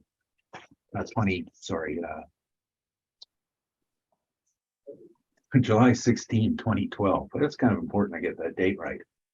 The sale occurred months later in October of 2012. The zoning had been approved. That's why I went to 725 a foot. These comparable 3 and 4 are development sites, and they were at a stage where the development was so far progressed that there was a certainty that it would happen, and it did happen. And those shouldn't be used in comparison to the subject. There is no proof that the subject could actually be rezoned at all, or would ever get that approval, and that's my last bit of rebuttal, and I'm going to let Mr. Mercury speak to that, and it's called the Municipal Board Order. So this is just some general information regarding rezoning process of the city of Winnipeg as of 2021. Some interesting changes to the legislation, and I've provided a copy of a board order which kind of takes you through that. It essentially gives the municipal board ultimate authority to determine whether a rezoning will in fact be permitted. And so if you have a copy of the board order, it just highlights it provides an example which is not necessarily directly applicable to the case at hand, but is illustrative of the process that's now in place in the city of Winnipeg. So if you look at the board order, and you can just, what I'll ask you to do is just scroll down to page 4. This is the city of Winnipeg charter. Essentially what happens is if there's a proposed zoning bylaw or a change, essentially a rezoning, that before second reading can be given to it, it's by council. If there are sufficient objections from the public, then you can see 236 of 1.1 sub 7, then the council must refer the matter to the municipal board, and there's essentially a full public hearing before the municipal board, and the board will hear the objections of, in most cases, nearby residents, and determine whether the rezoning and redevelopment is consistent with the overall neighborhood, and if there are sufficient concerns by the residents in the community, the municipal board will essentially give a recommendation, which is binding on city council, to either proceed with second reading or not to proceed. So in this particular case, this has actually been, it's been in the news recently. This was a piece of land on Roblin Boulevard. There's a second, just an overlay view of the property. You should have a one-page PDF. It just shows you where this piece of property was on Roblin Boulevard, adjacent to William Clement Parkway. And you can see it's a vacant piece of land. It was just under 5 acres of land. There was proposed infill development on this land. City Council actually supported the rezoning to RMFL, which is a more intense zoning than what was there. But at the end of the day, there were sufficient objections from the neighboring community, and at the end of the day, the municipal board determined that legitimate concerns had been raised by nearby residents, and that ultimately the development was deemed not to be suitable at this particular time, and it just wasn't consistent with the immediate area. So the end result of all of that, of course, is that the the proposed development was really stopped in its tracks. And I guess it remains to be seen what will happen there. But it's just an example of a, you know, piece of green space adjacent to other nearby residents. You cannot just simply assume that there will be rezoning in place to a more intense development.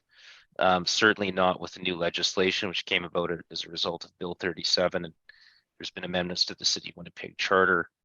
And when we look at the subject site, in terms of the actual use that's there, the school, the surrounding community, I think you have to take Mr. Neufeld's comments and consider them in the context of the legislation that is now in place governing all development in the City of Winnipeg, and exercise a degree of caution when you're looking at comparables, in this case raised by the assessor, where development is imminent, where you have a sale, for example, to Qualico, which will essentially have a high degree of certainty that this development will occur. You just can't simply assume that with the subject property.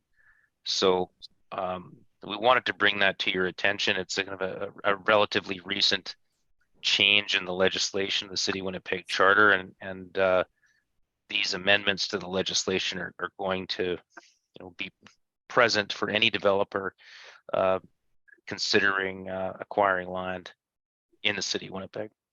So those are my comments. I just wanted to raise that as we discuss, comparable lands. You really do have to be careful about which comparables you choose. So subject to any questions, those are my comments. Thank you, Mr. Mercury. Mr. Vanderama? I have none, Mr. Chair. Thank you. Ms. Fay, do you have any questions? Yes, for Mr. Mercury. So, Mr. Mercury, it's your position that these changes to the legislation have effectively made it more difficult to rezone properties? They essentially are an additional level of oversight that was not there previously. So ultimately, prior to the legislation with Bill 37, that the final discretion came to was a matter for City Council. And so actually in this particular example that I gave you, City Council actually was in support of the development and the rezoning. And 3 years ago, that would have carried the day. But as we've seen with this municipal board order, there's been some recent publicity about this. That no longer is the case. There's an independent third-party board, the municipal board that we're all familiar with, that has that ability to ultimately stop infill development and regulate it. So whether it ultimately makes development more or less cumbersome is I guess remains to be seen. I think that the one example we've seen from the board right now is that there is a further opportunity for residents nearby, or frankly anyone in the community, to raise their concerns and objections to infill development. And this is a perfect example of it. And at the end of the day, their voices were ultimately took precedence over the city planners themselves, which is, as we all know, not an easy gate to get through in terms of satisfying the city's concerns. So I think when we look at the subject site and ask yourself, in addition to all of the concerns that Mr. Neufeld has raised and the uncertainties involved, I think the only point I was attempting to make is that there is this additional level of a gatekeeper function, if you will, that's mandated by statute. And so this one example, I thought, which is actually not too far away from the subject property, but should be top of mind. I think it's an interesting example, but conversely, the same could be true. Isn't that right? If you don't have the support of city planners and if you don't have the support of city council, now it could effectively be easier to get approval for your development because you do have this recourse to an independent third party or a third party board.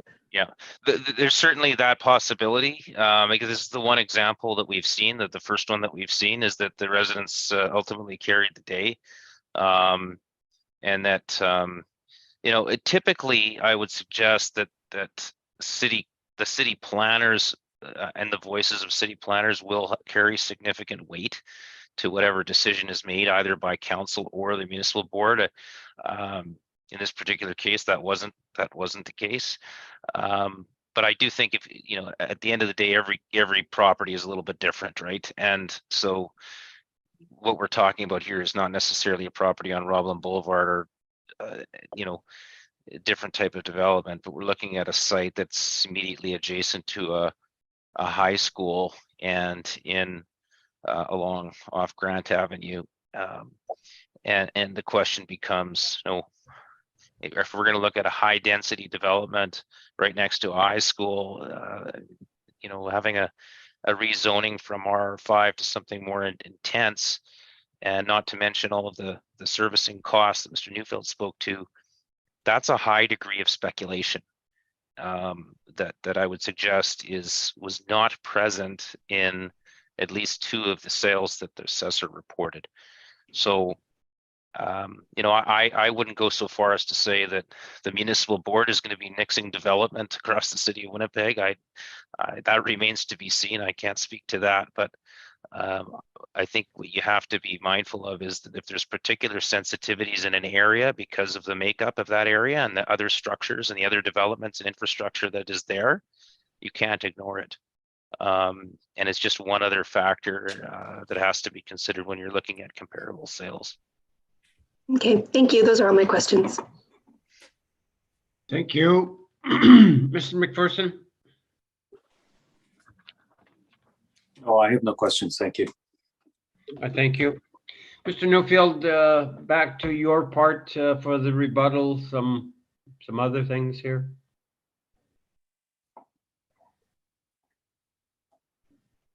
Mr. Neufeld, you're muted. Okay.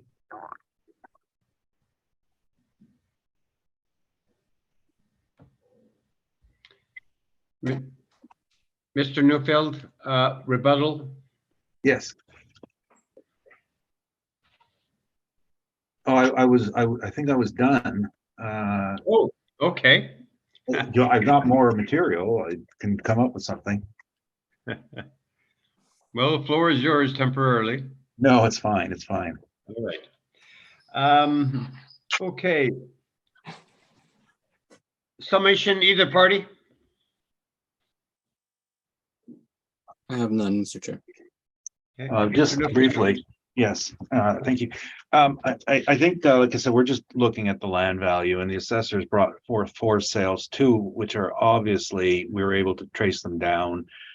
Development sales, they're not the same, comparing the same rights. The other 2, I couldn't find any information on because they were a bit dated. And I can't disprove them nor prove them. But it would be interesting to note that the sale price on those at $1.83 a square foot would produce a value of $620,000. And I think that's more in line with what I would see as a risk taker who maybe I can develop my R5 land, maybe I can't. Well, how much am I going to gamble on it? And that's that because that's, you know, roughly $80,000 an acre. So we do see a lot of speculation in that area, but and it all is going to come down to the potential or the real rights attached to this land, which provide virtually nothing. And to value nothing is or to value potential for a future for an event which probably can't never happen is not what the way an assessment should be arrived at.